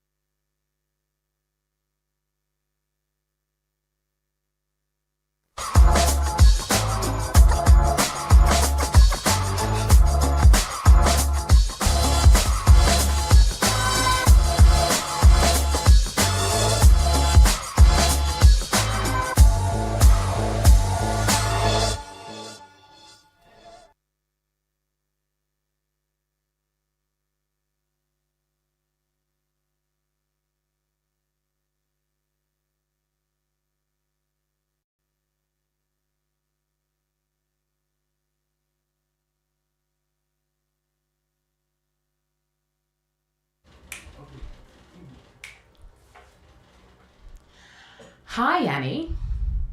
Hi, Big Mama. This is not Big Mama, this is AJ. I'm stealing over her time for a little bit to get you into the very first nomination session. Welcome to your nomination session. So, Yanni, I'll need you to nominate 2 housemates up for possible eviction. Okay. Irene. I'm going to nominate Irene and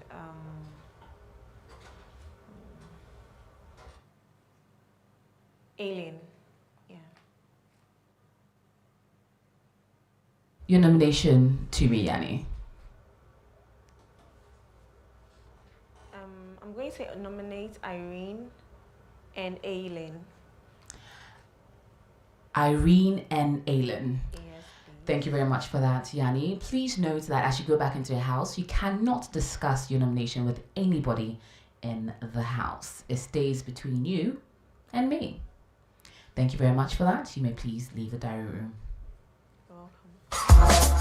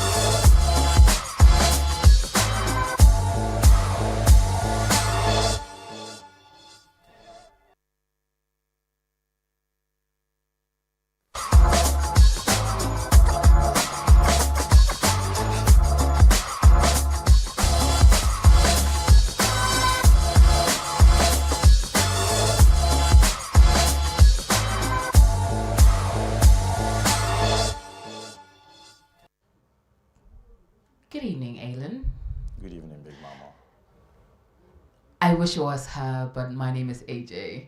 I'll be taking you through your very first nomination session for the season, Aylin.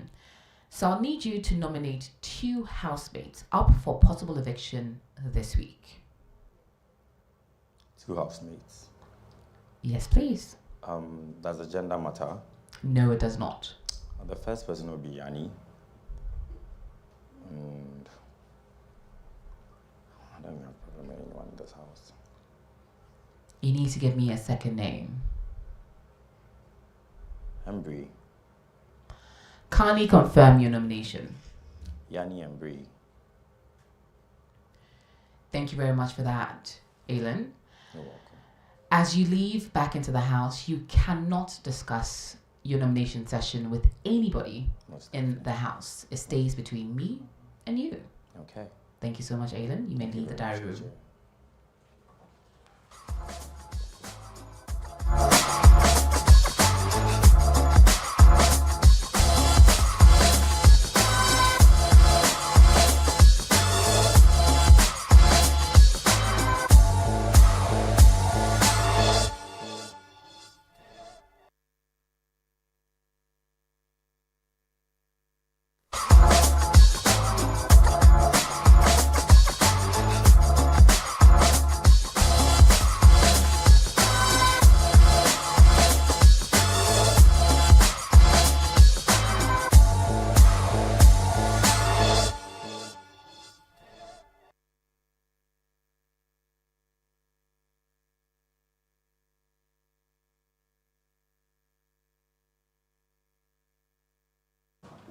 Good evening, Miss Carrie. Hi, Big Mama. Good evening. My name is AJ. I'll be taking you through your very first nomination session for the season. Okay. I would need you to nominate 2 housemates up for possible eviction this week.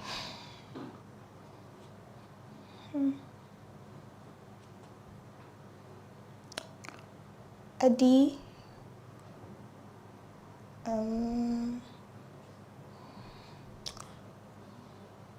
What's his name? David, whatever. Mark David. Adi and Mark David. Kindly confirm your nomination for me. Eddie and Mark David. Thank you very much for that, Miss Carrie. As you go into the house, you cannot discuss your nomination with anybody else in the house. Okay. It stays between me and you. You may please leave the diary room. Okay, thank you.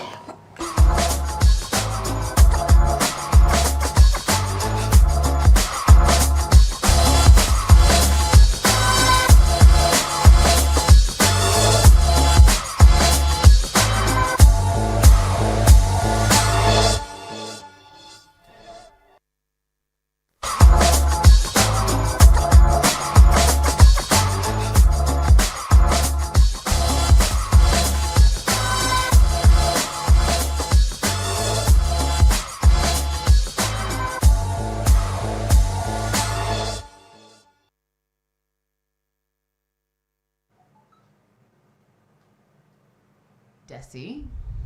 Hello, Big Mama. It's AJ. Today, I'll be taking you into your very first nomination session for the season. Okay. I'd like you to nominate 2 housemates up for possible eviction this week. Is it one female and one male? You can choose whichever gender you need, just nominate 2 people.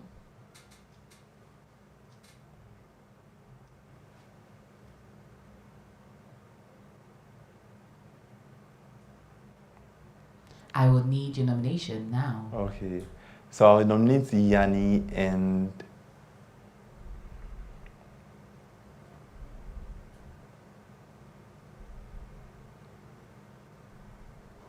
TikTok.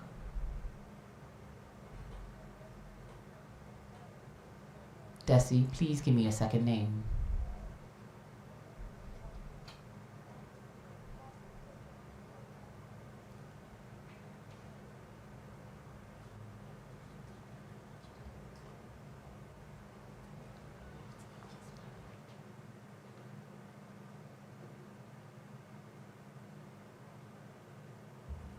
Desi, if you're unable to add a second name, I will have to add you to the list. So I'll nominate Yanni and Maureen. Please confirm your nomination for me. Yes, I'm nominating Yanni and Maureen. Thank you very much, Desi. As you go back into the house, please note you cannot speak to anybody in the house about your nomination. It stays between me and you. You may please leave the diary room. All right, thank you.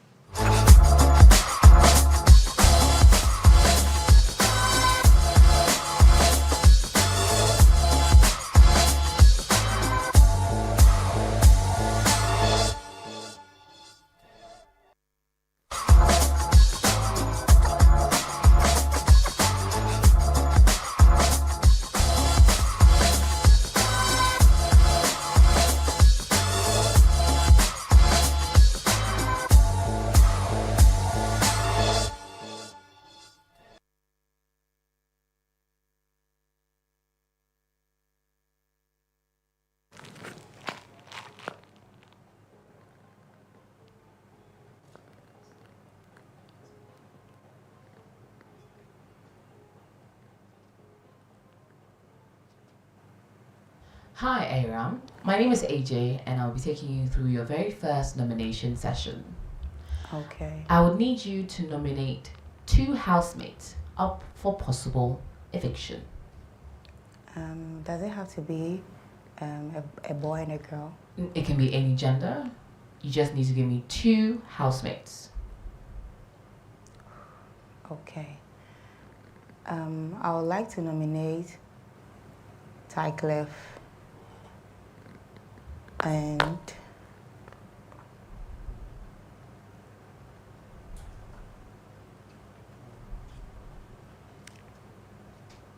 Please give me a second name. okay. I'm trying to record their names. Yanni, Kindly confirm your nomination list. Tycliffe, and Yanni. Thank you very much for this, Aram. As you go back into the house, please note you cannot discuss nominations with any other housemate. Okay. It remains between you and me. You may Okay. please leave the diary room.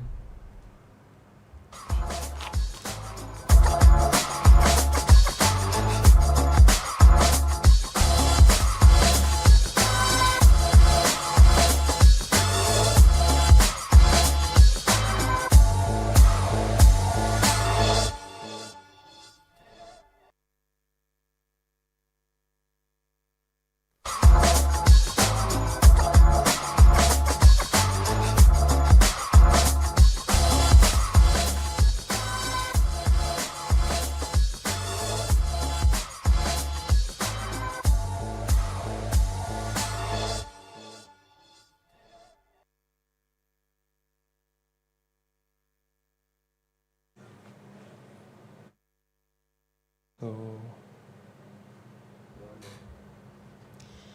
Hi, Tycliffe. This is AJ, and I'm about to take you into your very first nomination for the season. I'd like you to nominate 2 housemates up for possible eviction. It can be of any gender. Just give me the name of 2 housemates. I would say Irene and Ken. Kindly confirm your nomination. I confirm. Irene and Ken. Thank you very much for your nominations. You cannot discuss this with any of the housemates in the house after nominations. It stays between you and me. You may please leave the diary room. Okay, thank you.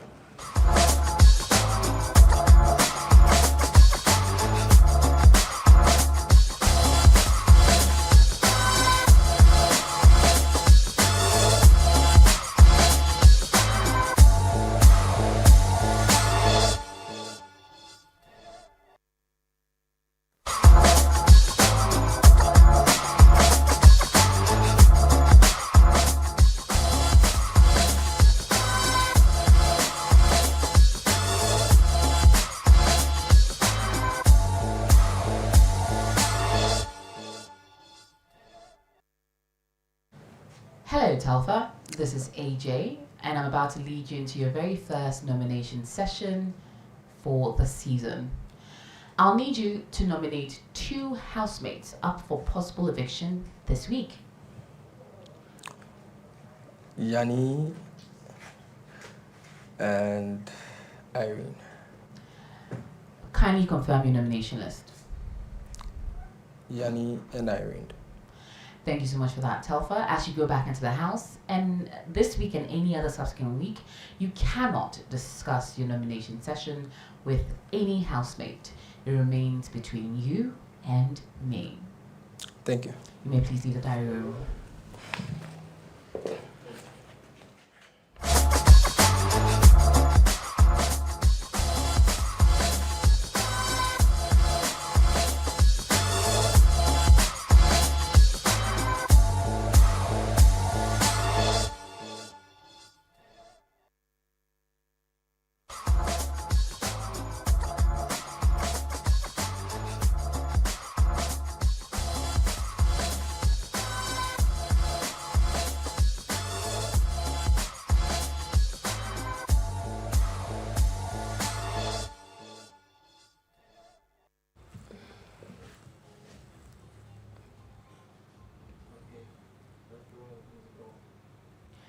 Hi Nadia, this is AJ, and I'll be taking you into your very first nomination session for this season.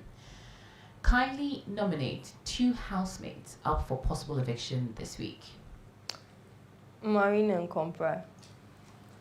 Kindly confirm your nomination session or nomination list.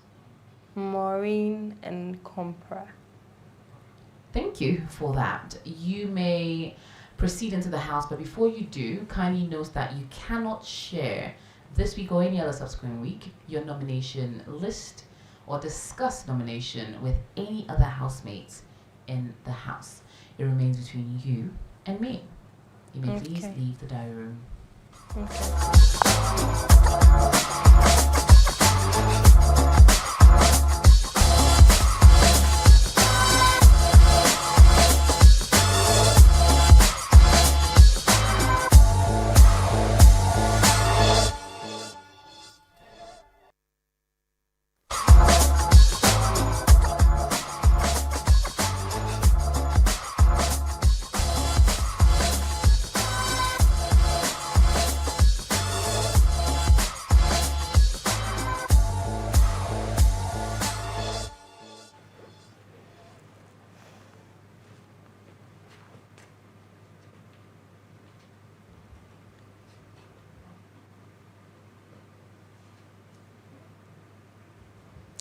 Hi Coco, this Hi. is AJ, and I'll be taking you into your very first nomination session. I'll need you to nominate 2 housemates up for possible eviction. Okay, I nominate Compra and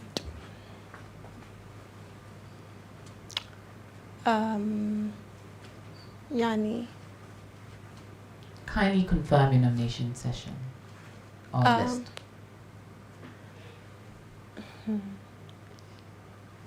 I nominate Compra and Yanni. Thank you very much for that, Coco. As you proceed back into the house, please note that this week or any other subsequent week, you cannot discuss your nomination, your list or nominations in general with any other housemate. Okay. It remains between you and me. You may please leave the diary room. Okay, thank you, AJ.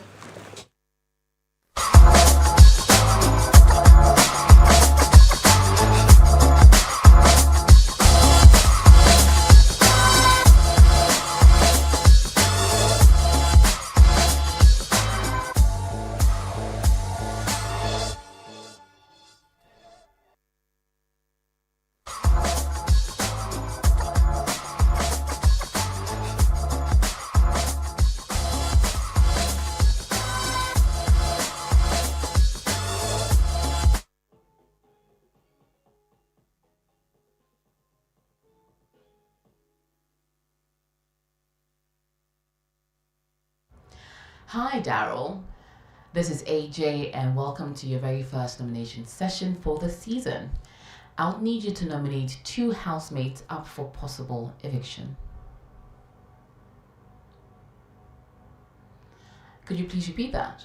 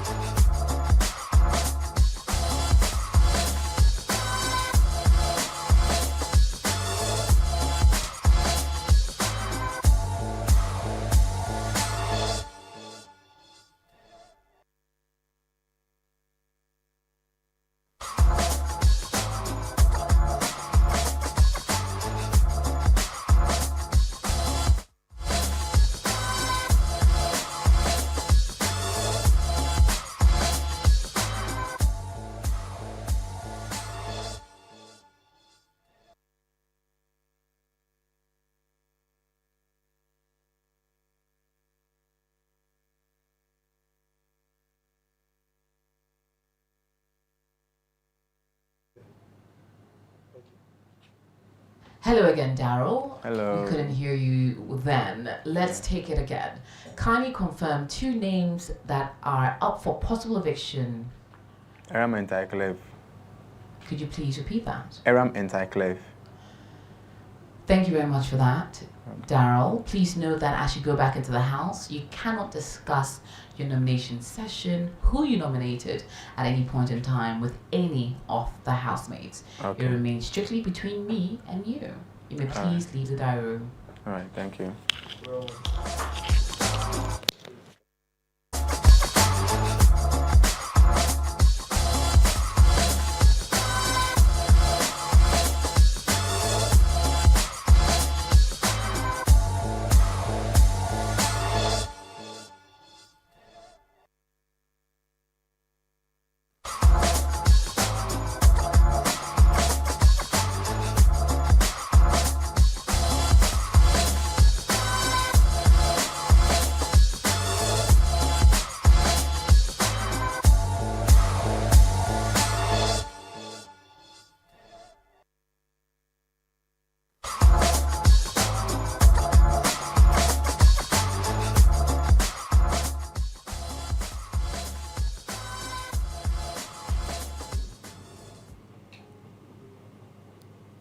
Hi Irene, this is AJ. Welcome to your very first nomination session for the season. I would need you to give me 2 housemates or nominate 2 housemates up for possible eviction this week. Hi AJ, thank you. And can I have a moment to think about it? You may have 10 seconds. Failure to give me a name within this time frame will lead your name to be put up for nomination. I think the first person I would like to select for eviction is Maureen, because Okay. we do not like each other. And I think the second person I would like to select for eviction is Yanni. All right. Kindly confirm your nomination list again. Maureen and Yanni. Thank you very much for that, Irene. As you go back into the house, note you cannot discuss nominations with anyone in the house. Who you nominated or what was said in the diary room during nomination strictly remains between me and you. You may please leave the diary room. All right, AJ.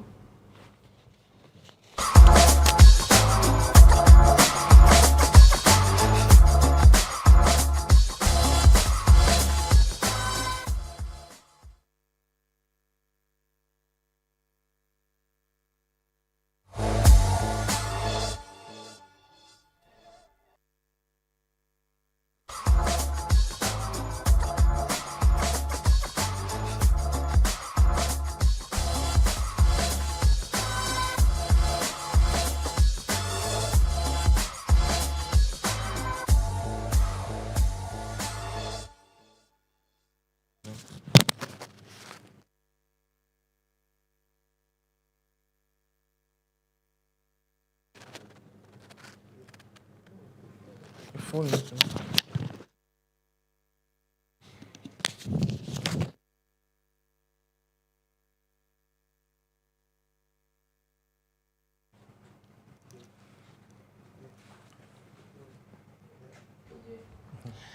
Hi Ken, this is AJ, and I'll be taking you through your very first nomination session for this season. I'll need you to nominate 2 housemates that are up for possible eviction.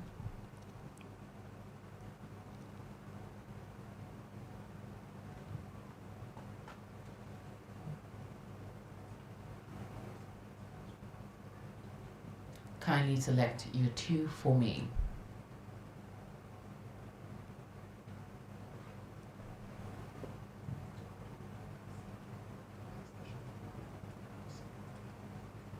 Can you hear me, Ken? Okay. Yeah. Nadia and Desi. Kindly confirm your nomination list. Nadia and Desi. Thank you very much for that, Ken. As you go back into the house, please note you cannot discuss at any point in time who you nominated or what nominations were done in the diary room during this session to any housemate. It remains strictly between me and you. You may please leave the diary room. All right.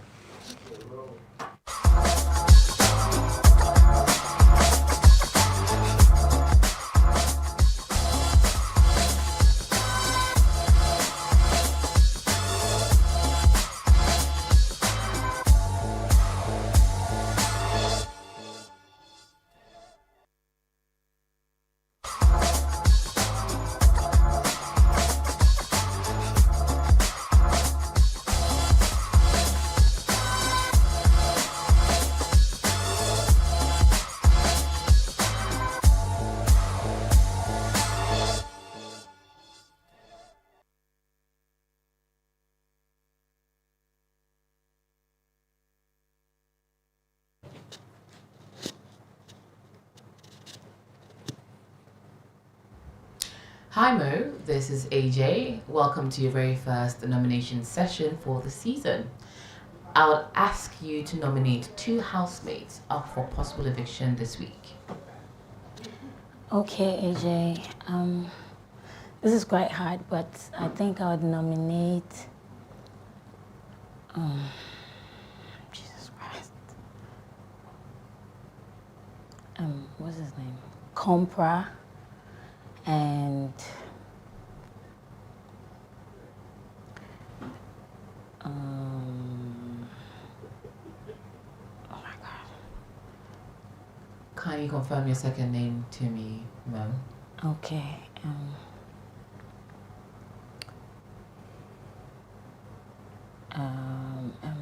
Maureen. Please confirm your nomination list again to me, Mo. Compra and Maureen, please.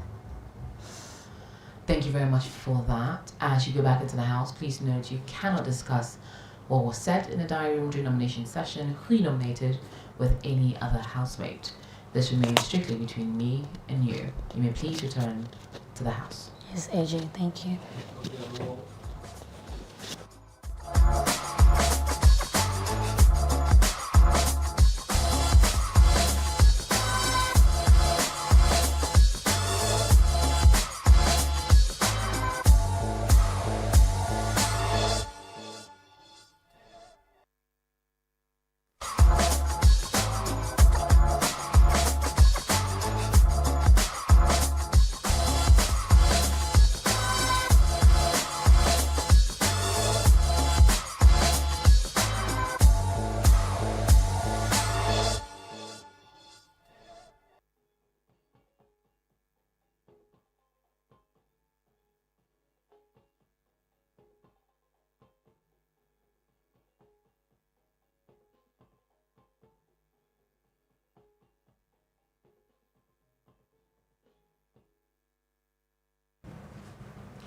Hi, Compra.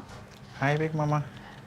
This is AJ. I'll be taking you through your very first nomination session for the season. Okay. I would like you to nominate 2 housemates up for possible eviction. 2 housemates for possible eviction. Possible eviction. Any 2 housemates you think deserve to be on the chopping block for eviction? Oh, okay. Okay. I think first will be Reina or Irene. And then second, I'll go for Aileen. Kindly confirm your nomination list. Reina and Aileen. Thank you very much for that, Ompran. You may please go back into the house. As you go, though, please note you cannot discuss what was said, who you nominated, or speak on anything nominations to any of your housemates from this week or any other week. Sure. This remains strictly between you and me. You may please return to the house. Thank you.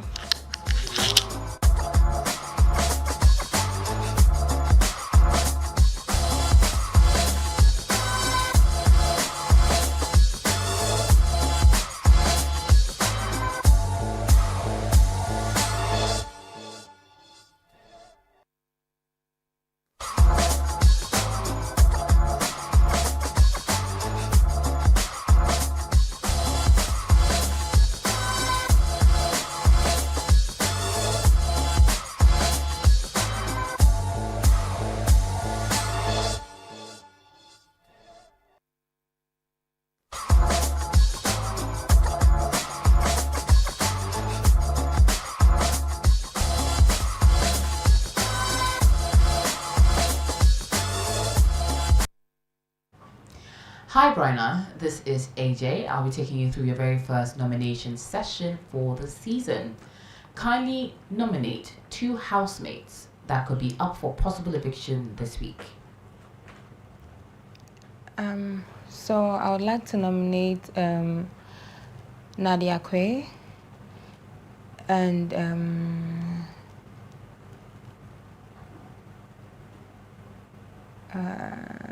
Irene.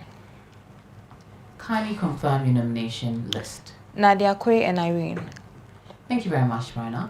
As you go back into the house, please note you cannot discuss anything related to nominations or who you nominated to any of your housemates this week or any other week. You may please go back into the house. All right, thank you.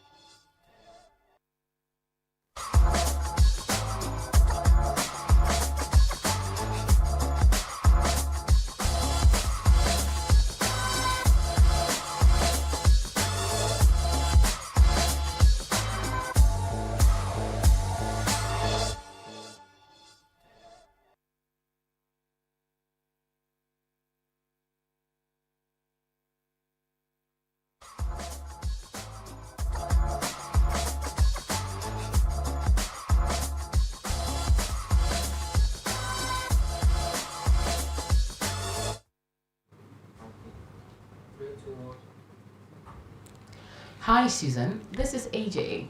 I'll be taking you through your very first nomination session for the season. I'd like you to nominate 2 housemates that you think should be or could be up for possible eviction this week. I think Ken and Yanni. Kindly confirm your nomination list. Ken and Yanni. Thank you very much, Susan. You're As you go welcome. back into the house, please note you cannot discuss with your housemates who you nominated for or anything related to nominations this week or any other subsequent week. You may please leave the diary room. Thank you.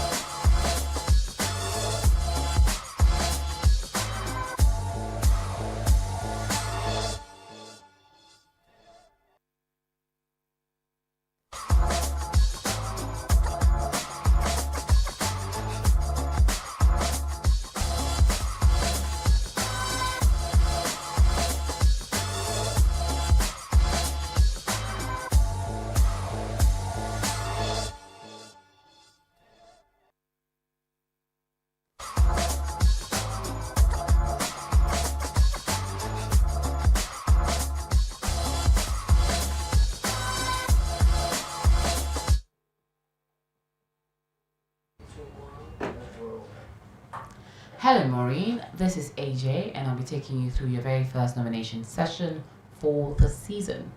I'd like you to nominate 2 housemates that should be, in your opinion, up for possible eviction this week.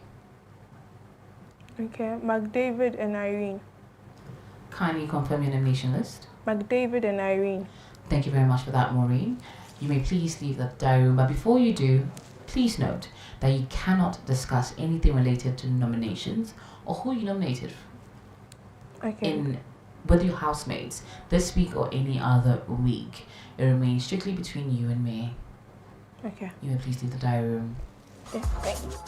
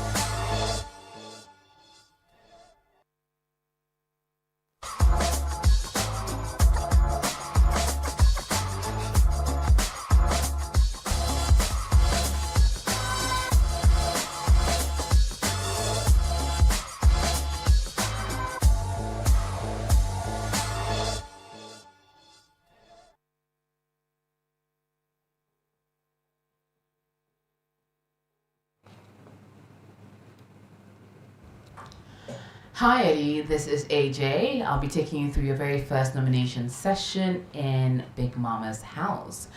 Kindly confirm 2 housemates you think should be up for nomination or possible eviction this week. Irene and Yanni. Kindly confirm your nomination list. Irene and Yanni. Thank you very much for that, Eddie. As you go back into the house, kindly note you cannot speak on nominations, who you nominated, or discuss anything related to nominations with your fellow housemates this week or any other week. This remains strictly between you and me. You may please leave the diary room.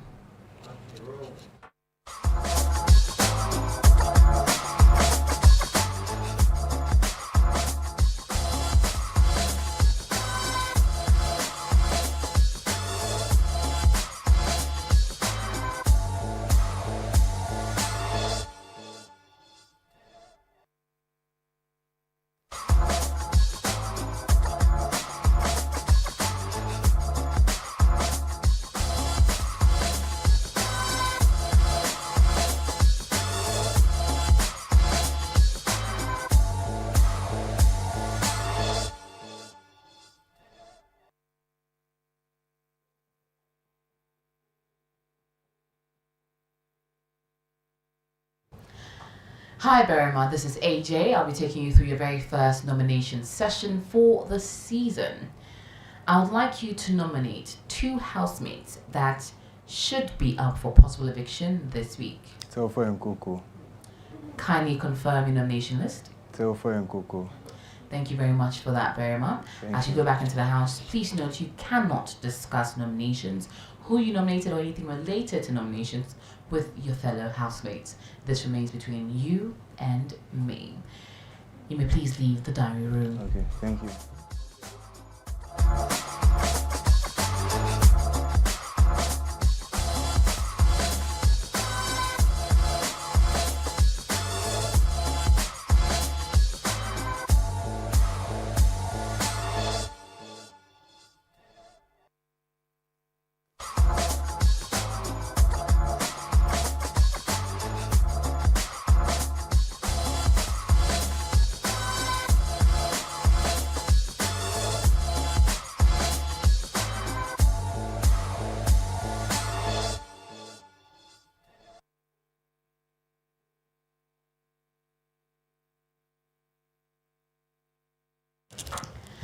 Hi, McDavid.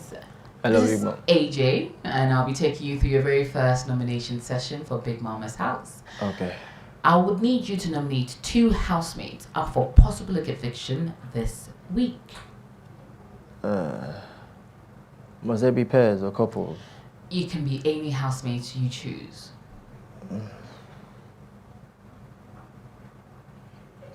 Tarklev and